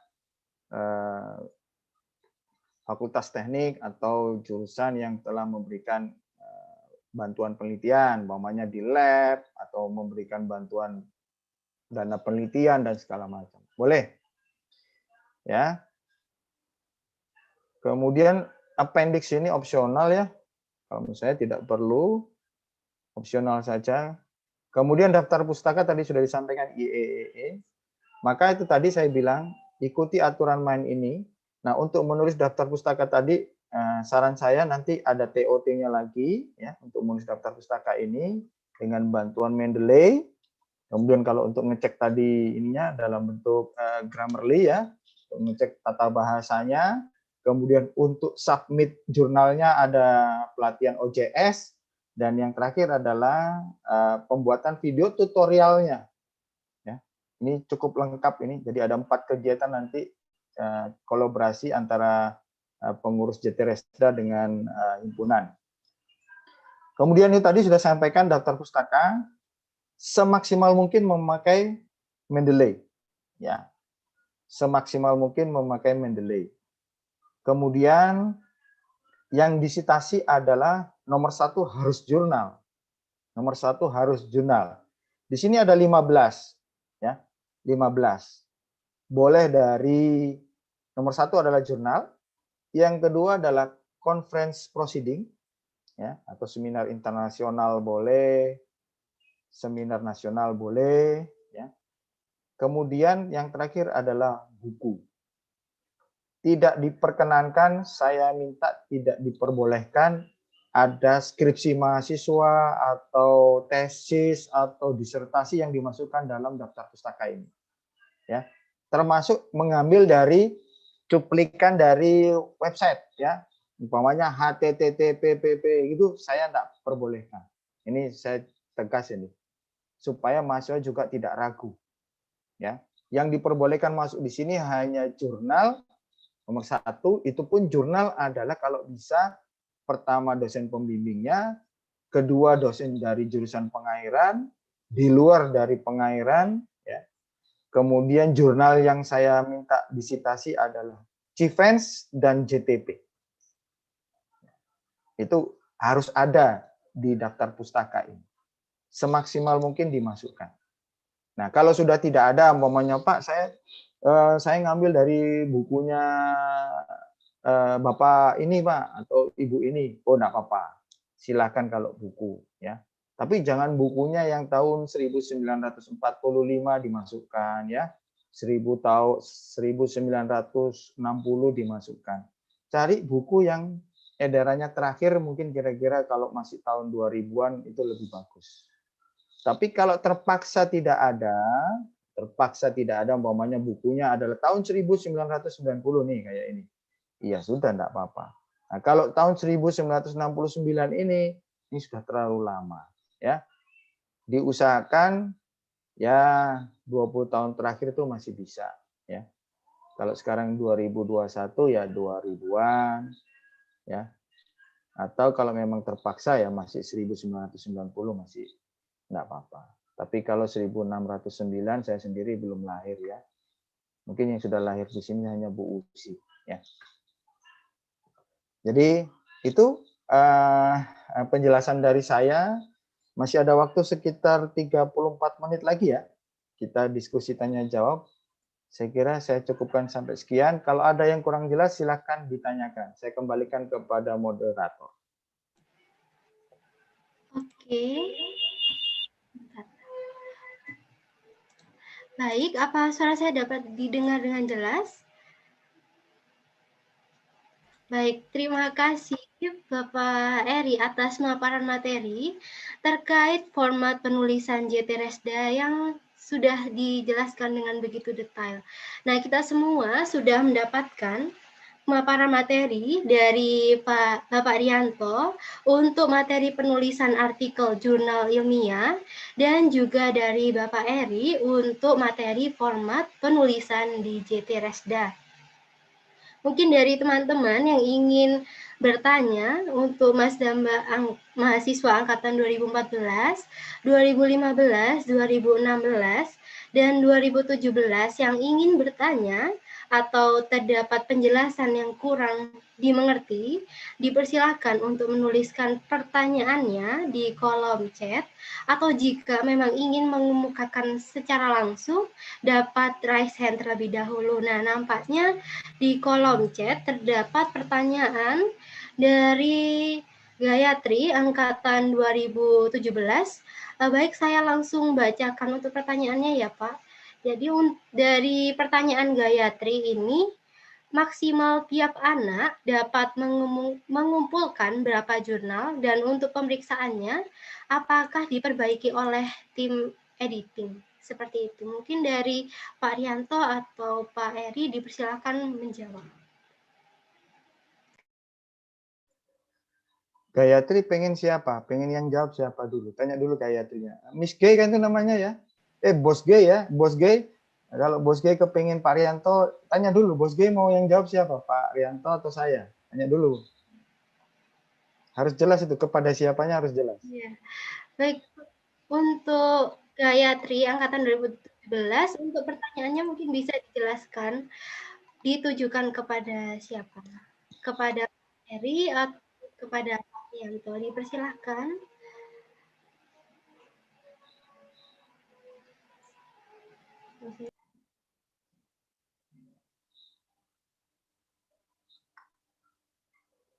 Sepertinya belum ada respon Pak Eri dari Gayatri. Mungkin dari Pak Eri dahulu dipersilahkan menjawab. Ya, ya. Baik. Jadi awal-awal saya ingat itu. Ini sempat terjadi perdebatan yang sengit ya di tim JT-Resda ini tentang berapa maksimal jurnal ya. sebenarnya waktu itu sempat tarik ulur, ada yang 70-30. Jadi dari 15 itu 70% jurnal. Kemudian ada yang berpendapat karena ini namanya mahasiswa ya, masih belajar lah menulis jurnal, jurnalnya 30%. Kan gitu kemarin. Jadi dibalik, 70% jurnal atau 30% jurnal. Kemudian kemarin kita sepakat 50-50 ya Pak Rianto ya, Pak Bambang ya, kalau tidak salah ya kemarin. 50-50 lah ya. Tapi itu maksimal ya. Maksimal 50% itu adalah jurnal. Terutama satu jurnal dosen pembimbingnya, kemudian jurnal dosen yang ada di pengairan, atau jurnal dosen yang di luar pengairan. Baik di dalam UB maupun luar UB. Itu. Jadi maksimalnya 50%. Kemudian boleh mengambil proceeding ya, seperti seminar nasional HATI, seminar internasional ICW RDEP, nah itu boleh diambil dari situ. Tapi kalau jurnal kita kemarin sudah punya kesepakatan maksimal 50%. Tapi ada minimalnya juga kalau nggak salah itu. Ada minimalnya ya. Minimalnya itu kalau bisa 30% itu minimal itu. Jadi ada angka minimalnya, batas atas batas bawahnya. Yang paling ideal adalah 70% jurnal. Itu paling ideal ya. Kemarin sudah ada. Jadi maunya maksimal 70%, kita turunkan jadi 50%. Tetapi harus ada jurnal minimal 30%. Berarti kalau 30% itu 5 ya. Nah, 5 itu harus dari jurnal. Maksimal berarti 7 atau 8. Jelas ya? Namanya Bos G, ini kan yang nanya Bos G namanya ya. Ya, Bos G ya, itu dari saya. Nah, nanti kalau masalah format penulisan ilmiah yang bagus itu jurnalnya berapa persen, monggo Pak Rianto, ditambahi Pak Rianto, monggo. Baik, terima kasih Pak Eri. Mbak Nadia langsung ya, langsung nyambung Pak Eri ya. Yang tanya saya berarti Gayatri Putri kan ya? Iya, Pak. Oh, kalau saya baca ini maksimal tiap anak dapat mengumpulkan berapa jurnal. Itu maksudnya terkait sama ini, jurnal untuk kelulusan. Kalau terkait sama itu ya cukup satu aja gitu. Jadi syarat untuk lulus cukup publish satu jurnal. Dan itu bisa diambil dari skripsinya. Tapi kalau ditanya masing-masing mahasiswa bisa mengumpulkan berapa jurnal, ya terserah, maksimal nggak ada batasannya gitu. Tapi kalau ditanya syarat untuk lulus cukup satu aja gitu. Kalau itu yang dimaksud ya. Mudah-mudahan nggak keliru. Terus untuk pemeriksaannya apakah diperbaiki oleh tim editoring gitu. Jadi tim editor ini justru dia meriksa ada salah apa enggak gitu. Jadi kalau misalkan setelah disubmit terus sama tim editor diperiksa kok ada salahnya, ya langsung dikembalikan lagi ke autor, ke penulis gitu. Nanti penulis yang memperbaikinya gitu. Jadi tim editor nggak memperbaiki jurnal dari kalian, tapi tim editor nanti akan memberi catatan kira-kira bagian mana-mana saja yang perlu diperbaiki, terus dikembalikan ke penulis. Nah itu harapannya sih dari penulis segera memperbaiki, terus disubmit ulang lagi. Karena kalau enggak nanti sama kayak saya kayak dulu kan 2 tahun nggak publish gara-gara cuma nunggu revisi aja gitu. Jadi itu. Jadi saya itu Mbak Nadia, terima kasih. Baik, terima kasih Pak Eri dan Pak Rianto atas jawabannya. Mungkin dari Gayatri terdapat tanggapan atau mungkin sudah dikira cukup atas jawaban dari materi kita. Baik, sepertinya sudah cukup atas jawabannya. Terima kasih Pak Eri dan Pak Rianto. Selanjutnya terdapat pertanyaan dari Angkatan 2016, yaitu Muhammad Quraisy Shihab. Izin bertanya kepada Pak Eri, mengapa sekarang format jurnal berubah yang dahulunya memakai format lama menjadi JTRSDA? Terima kasih. Untuk Pak Eri dipersilahkan. Iya, ini Quraisy ini betul-betul ngejar-ngejar saya ini Quraisy. Jadi ini bimbingan saya nih Quraisy nih ya. Jadi rajin menanyakan mengenai skripsinya. Saya bilang tunggu dulu ya, saya lagi ngurusi daftar ulang ya. Sekaligus baru kemarin jadwal kuliahnya keluar. Iya kan? KRS hari ini validasi terakhir. Jadi saya kemarin sudah memberitakan kepada beberapa bimbingan saya, tolong sabar ya, ini saya tak ngurusi daftar ulang dulu ya. Saya memikirkan 600 mahasiswa ya daftar ulang ya. Jadi yang bimbingan-bimbingan saya minta bersabar dulu. Quraisy, kenapa kok berganti? Nah, tadi. Jadi selama ini jurnal mahasiswa teknik pengajaran itu tidak terakreditasi. Itu yang jelas pertama, ya. Yang kedua, karena mahasiswa tidak ada proses review dalam mengupload jurnalnya. Paling diperiksa sama dosennya, termasuk saya ya. Oh sudah bagus, ACC upload kan gitu dulu ya. Itu semua dosen kayaknya begitu sih. Walaupun ada bahasa Inggrisnya yang tadi mungkin Pak Bambang sudah ini ya, Pak Bambang Winarta ada? Pak Bambang kayaknya ada Pak Bambang ini. Ya, Pak Bambang Winarta. Hadir Pak Bambang? Kayaknya tadi ada Pak Bambang Winarta. Ikut rapat di sebelah, Pak. Ada Oh rapat yang iya, lain. iya. Betul. Jadi Pak Bambang Winarta itu menemukan bahwa di abstraknya mahasiswa itu bahasa Inggrisnya masih versi Google Translate ya. Artinya secara grammarly menurut Pak Bambang itu tidak bagus. Nah, kenapa JMTP itu dilikuidasi, istilahnya dilikuidasi ya, tidak diterbitkan lagi lah. Karena itu tadi selain satu tidak terakreditasi, kedua kualitasnya ya. Secara kualitas ya memprihatinkan lah ya kalau dibaca orang nanti ya. Malu. Yang nulis malu, pembimbingnya juga ikut malu. Ya. Kok nulisnya kok kayak gini aja lulus jadi mahasiswa, jadi sarjana.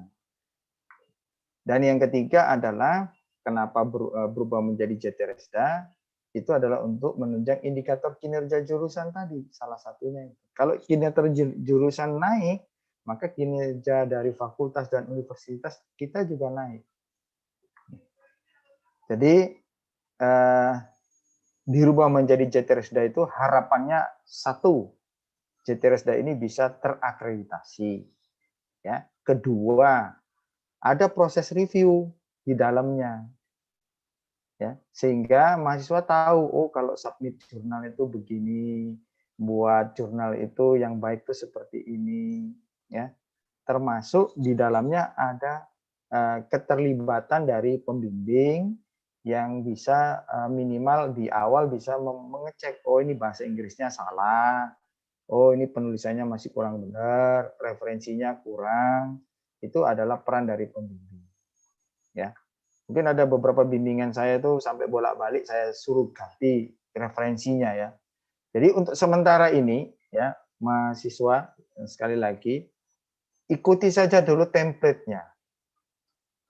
Pengurus JTRSDA belum sampai melihat kontennya dulu. Nanti kalau sudah melihat sampai kontennya, nah itu yang berat. Ya.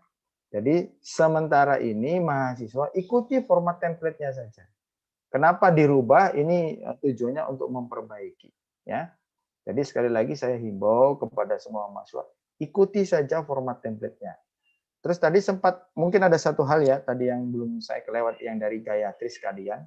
Terus kalau format template-nya saya salah input Pak, ya dikembalikan kepada mahasiswanya, ya.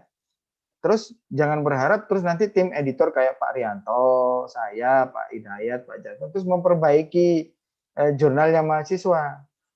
Semua adalah tanggung jawab mahasiswa. Tapi ada jalan keluarnya, solusinya. Ada TOT tadi, training of trainer-nya. Salah satunya adalah melibatkan perwakilan setiap angkatan dan himpunan. Makanya nanti habis ini ada TOT tentang bagaimana tadi Mendeley-nya bagaimana, Grammarly-nya bagaimana, OJS-nya bagaimana, termasuk video tutorialnya. Jadi kalau umpamanya tadi Gayatri bilang kalau ada yang salah Pak, maka saya minta yang tadi ikut TOT harus bisa dan menguasai. Wajib ikut dan menguasai, terutama bimbingan saya. Ya, saya wajibkan ikut dan saya wajibkan menguasai. Sehingga kalau ada temennya kayak tadi Gayatri kesulitan, salah, masih bisa diperbaiki lewat teman-temannya sendiri. Gitu ya. Nah, termasuk Quraisy tadi ya. Kenapa berubahnya saya kira sudah saya jelaskan. Jadi saya harapkan ini untuk kepentingan, ini Yunita Ayu.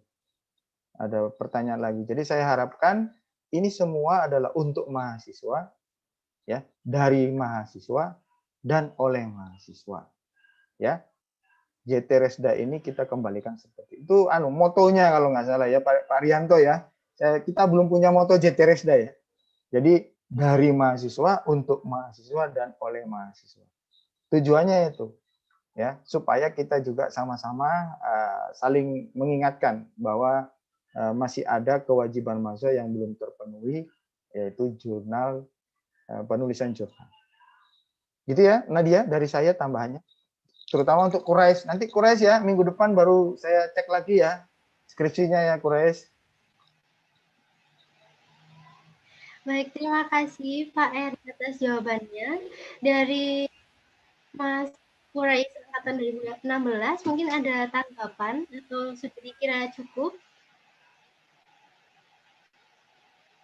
Baik, terima kasih. Selanjutnya ada pertanyaan dari Yunita Ayu angkatan 2017. Saya izin bertanya, Pak. Mohon maaf sebelumnya.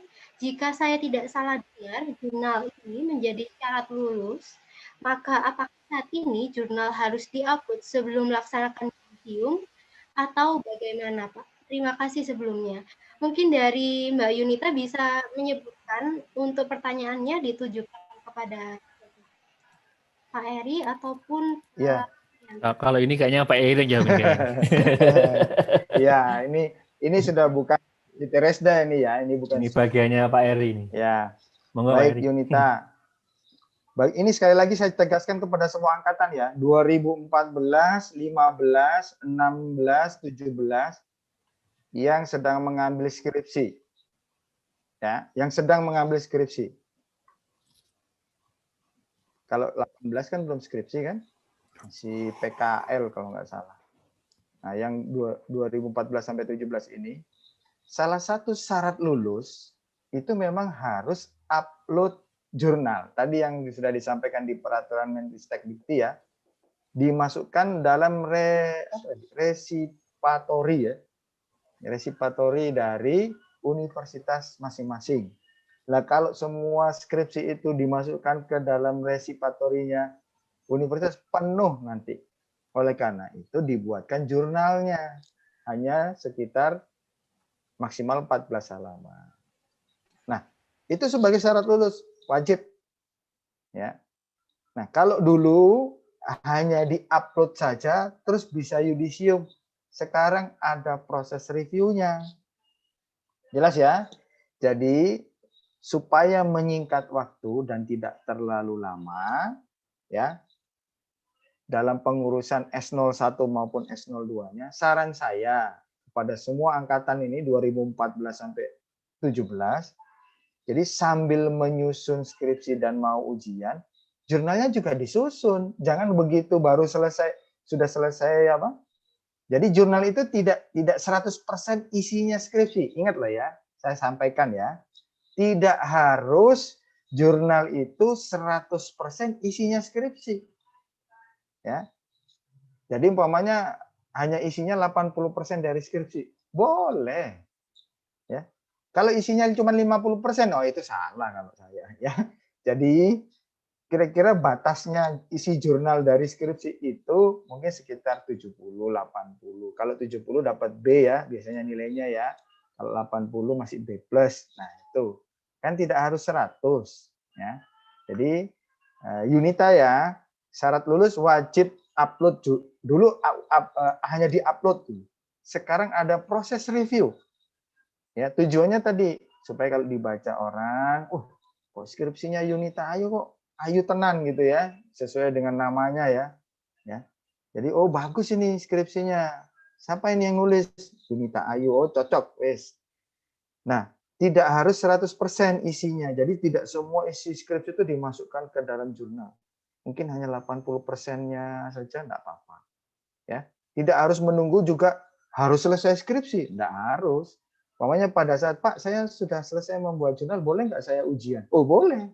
Di S2 malah seperti itu, di S3 apalagi.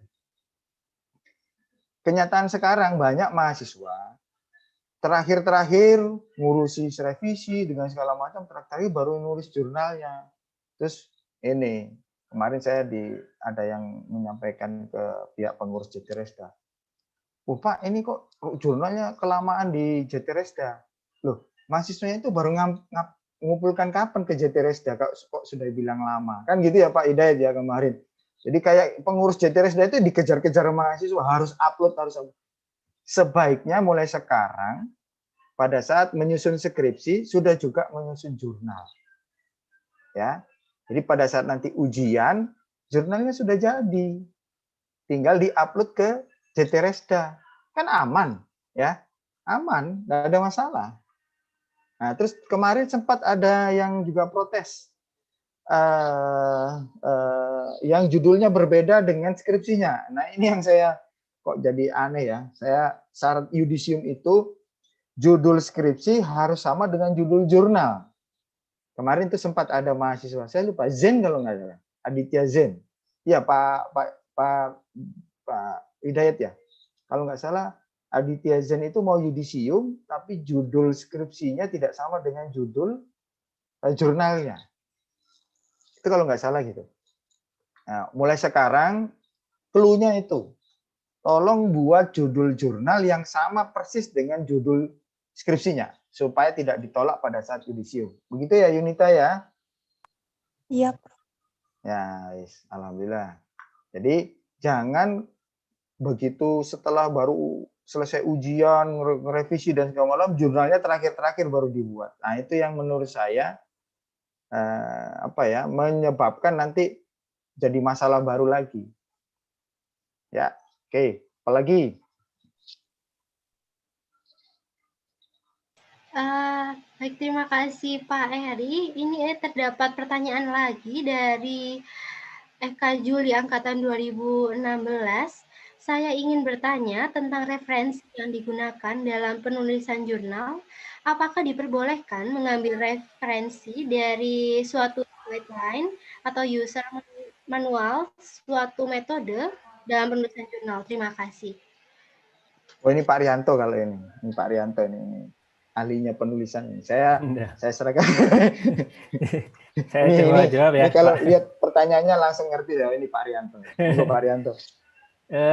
Kalau menurut saya sebenarnya sih referensi yang digunakan dalam penulisan jurnal, apakah diperbolehkan mengambil referensi dari suatu guideline atau user manual? Kalau menurut saya boleh gitu ya. Misalkan skripsinya atau papernya tentang aplikasi pemetaan menggunakan JIS. Nah, terus menggunakan salah satu referensi itu menggunakan user guideline-nya JIS. Menurut saya boleh.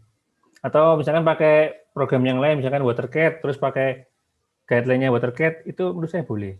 Cuma yang itu tadi, jadi proporsinya itu kan nggak semua, kan satu penelitian kan nggak mungkin dia pakai software yang lebih dari 10 kan nggak mungkin, paling software cuma 1-2 gitu kan. Jadi kalau di total perbandingan antara referensi yang menggunakan user manual dengan referensi dari jurnal itu masih ya tadi itu mungkin 70-30 atau 80-20 gitu. Jadi menurut saya boleh.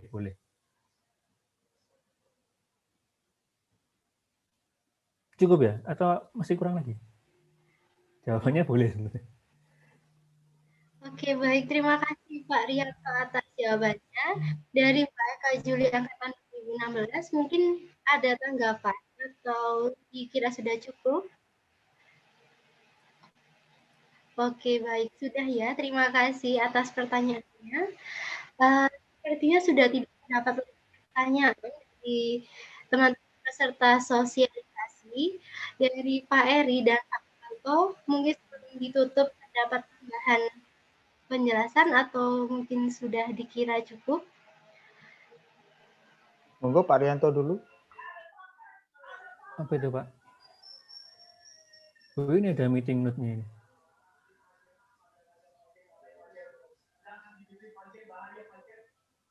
Nggak keliru tak Bu Usi ini? Salah. Jadi Bu Usi, karena PWK ikut training. ini kok punya PWK, Bu? Halo, Bu Usi.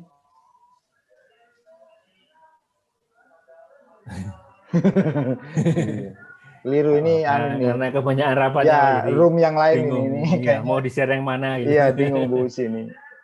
Dalam satu waktu yang bersamaan ada 2 meeting Bu Usi. Iya. Monggo Pak Rianto. Jadi tadi ngapain ya Pak? Nanti Itu katanya siapa? Nadia gimana ya Nadia? gimana ya? Sebelum itu mungkin ada tambahan. Oh iya. Oke. Yang pertama, yang pasti mudah-mudahan setelah adanya sosialisasi ini, nulis jurnalnya jadi lebih mudah gitu, karena sebetulnya nggak susah gitu kan. Karena materinya sudah ada, kalian tinggal mengedit aja jadi dalam bentuk jurnal, jadi lebih gampang lah gitu. Dan yang pasti dikerjakan, karena kalau nggak dikerjakan ya nggak selesai gitu kan. Dan saya yakin kalau kalian mau fokus gitu ya, itu sehari jadi tuh, dari skripsi ke jurnal yang 12 halaman itu sehari jadi. Saya yakin itu. Terima kasih. Itu aja Mbak Nadia, terima kasih. Baik, terima kasih Pak Rianto. Selanjutnya dari Pak Eri, ada tambahan untuk teman-teman peserta. Baik. Yang pertama, saya terima kasih dulu ya kepada Pak Rianto, pengurus JTRSDA, Pak Bambang, ya, Pak Hidayat, Pak Jatvan, Bu Linda, kemudian di sini ada Bu Usi, terus ada Pak Ferry, ada pengurus dari JTP. Kalau Pak Rianto ini pengurus Defense, ada pengurus JTP, Bu Evi sama Bu Yuni tadi ya. Terima kasih sekali lagi supportingnya ya. Lahirnya JTRSDA ini sebenarnya, jadi JTRSDA ini lahir adalah adiknya JTP. Ya, JTP itu adalah jurnal yang sudah terakreditasi Sinta 3. Ya.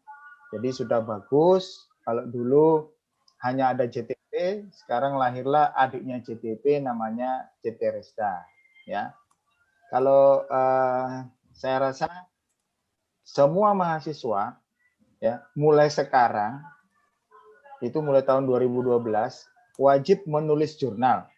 Nah, supaya tidak menjadi beban, jangan setelah skripsinya ujian selesai baru nggarap jurnalnya. Itu jadi beban lagi nanti. Jadi mulai sekarang template-nya sudah ada. Ya, sambil ngerjakan skripsi, yang ngerjakan jurnalnya. Kan begitu. Lebih enak. Jadi nanti pada saat mau ujian skripsi, Pak, saya sudah jurnalnya sudah saya ini upload ke JTRSDA. Loh, itu malah mempercepat proses yudisium nanti. Jelas ya? Yang pertama. Yang kedua, saya minta setiap angkatan nanti wajib mengirimkan perwakilannya. Maksimal 3 orang, 2014, 15, 16, 17, untuk mengikuti TOT. Ya, TOT tentang Mendeley, Grammarly, OCS, dan video tutorialnya nanti. Bekerja sama dengan himpunan. Termasuk anggota HMP. Saya wajibkan. Harus ikut. Ya.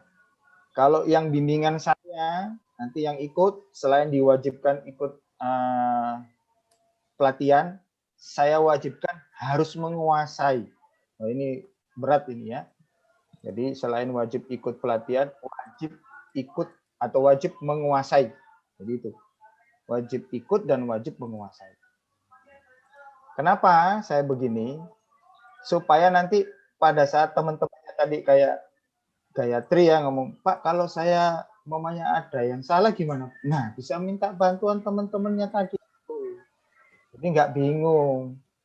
Dan saya minta ini akan berlaku setiap tahun. Ada TOT-nya. Ya, saya wajibkan nanti Noval tuh. Noval siapa lagi bimbingan saya itu. Ada Putri Dita Putri, saya wajibkan harus bisa ikut dan wajib bisa. Nanti angkatan yang sudah bisa mentraining temannya seangkatan lagi yang jumlahnya 100 berapa tadi ya. Jadi sistemnya kayak MLM ya.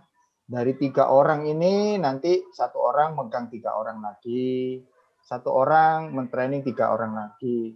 Jadi ini adalah sistemnya adalah MLM, ya TOT yang MLM, supaya tidak menjadi beban buat mahasiswa juga. Ya, kalau kesulitan ada temennya yang bisa. Yang terakhir, ketiga ya, tadi sudah 1, 2, sekarang yang ketiga. Mulailah dari sekarang, ya. Mulailah dari sekarang belajar tentang bagaimana penulisan jurnal ini. Walaupun belum nyusun jurnal, walaupun belum nyusun skripsi, mungkin ada angkatan 2017 yang belum nyusun skripsi ya. Belajar mulai sekarang. Terutama angkatan 2014 yang kritis ini yang saya soroti. Ya, 2013 kemarin Pak Ferry sudah berjibaku ya. Luar biasa 2013 itu sampai detik terakhir itu. Jadi mulai sekarang belajar. Ya, mulai sekarang belajar. Tidak ada kata terlambat ya buat angkatan 2014 yang terakhir tahun ini ya, terakhir tahun ini 2014 ini. 2021 harus lulus. Maupun 2015, 16, 17 ya. Nanti setelah ini 2018 tahun ini akan kita berikan tambahan karena sudah semester berapa sekarang ya? 6 ya. Ya, nanti di semester 7 lah baru kita adakan sosialisasi lagi dan TOT lah. Sekarang khusus 14, 15, 16. Itu aja 3 hal yang perlu saya sampaikan. Terima kasih Nadia ya. Baik, terima kasih atas tambahannya dari Pak Eri dan Pak Rianto. Baik, alhamdulillah alamin penyampaian materi dan sesi tanya jawab telah selesai. Pada siang hari ini kita telah mendapatkan banyak sekali pembelajaran mengenai penulisan artikel jurnal ilmiah dan format tulisan JTRSDA. Untuk penulisan artikel ilmiah yang disampaikan oleh Pak Rito, kita dapatkan terdapat 3 aspek penulisan, mulai dari aspek isi, aspek bahasa, dan aspek sajian. Kemudian juga ada anatomi penulisan, mulai dari judul hingga conclusion dan ucapan terima kasih.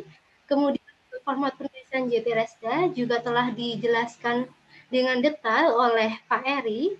Jadi semoga dapat kita ambil ilmunya dan diterapkan untuk pembuatan jurnal. Jadi tidak terasa kita telah sampai pada penghujung acara ini. Terima kasih kami ucapkan kepada Dr. Engineering Hariwibowo STMT dan Bapak Dr. Eri Hartanto SPMT selaku materi pada sosialisasi JTRSDA. Kemudian juga kami ucapkan terima kasih kepada Ibu Dr. IR Usi Andavianti MS, selaku Ketua Jurusan Teknik Pengairan, Bapak Dr. Edi Hartanto STM, selaku Sekretaris Jurusan Teknik Pengairan, dosen Teknik Pengairan yang tidak bisa saya sebutkan satu persatu, serta teman-teman mahasiswa yang telah hadir pada kegiatan sosialisasi hari ini. Mohon maaf atas segala kekurangannya. Semoga ilmu yang kita dapatkan pada siang hari ini bisa bermanfaat bagi kita semua. Selanjutnya akan dilaksanakan dokumentasi sebelum penutupan. Dimohon untuk Ibu Usi, Pak Rianto, Pak Eri, dan dosen-dosen teknik pengairan, serta teman-teman peserta dapat menggunakan mic-nya, dapat menyalakan videonya, dan juga bersiap untuk melakukan dokumentasi. Silakan untuk teman-teman dapat on cam terlebih dahulu.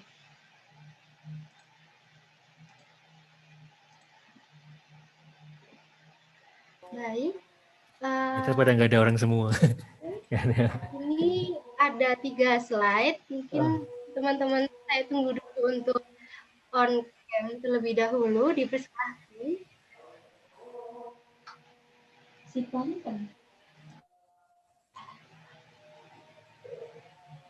Iqbal mana Iqbal, nggak kelihatan.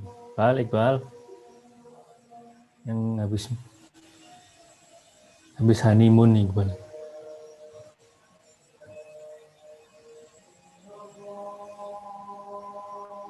Baik, langsung saja saya ambil dokumentasinya, mulai dari slide yang pertama. 1, 2, 3.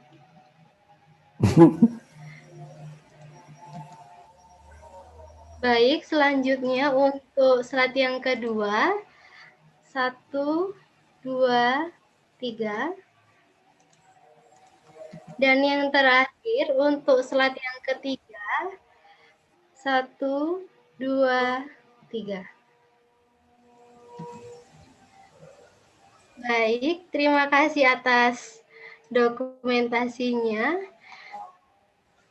Baik, sebelum saya tutup, alangkah baiknya kita tutup dengan doa terlebih dahulu. Berdoa sesuai dengan kepercayaannya masing-masing. Berdoa.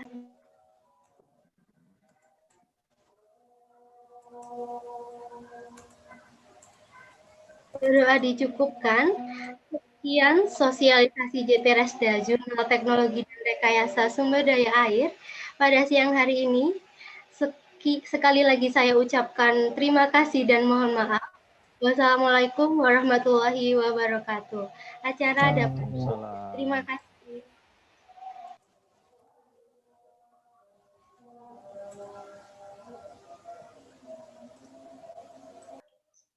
Noval, ini tadi yang record siapa Noval?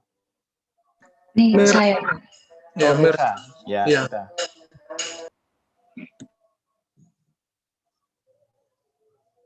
Nanti masukkan di ini ya, di linknya jurusan sama link itu loh, link YouTube-nya jurusan sama link YouTube-nya himpunan ya.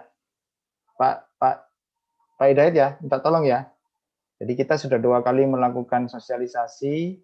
Yang pertama Pak Bambang sama Bu Evi, sekarang yang kedua. Minta tolong di-upload ke YouTube jurusan ya. Siap. Terima Ya. kasih. Saya pamit dulu ya semuanya. Terima kasih ya Bapak Ibu ya, mahasiswa semua sukses ya. Ya, belajar yang rajin ya. Terima kasih, Pak. Sama-sama. Assalamualaikum. Waalaikumsalam. Waalaikumsalam. Terima kasih, Pak.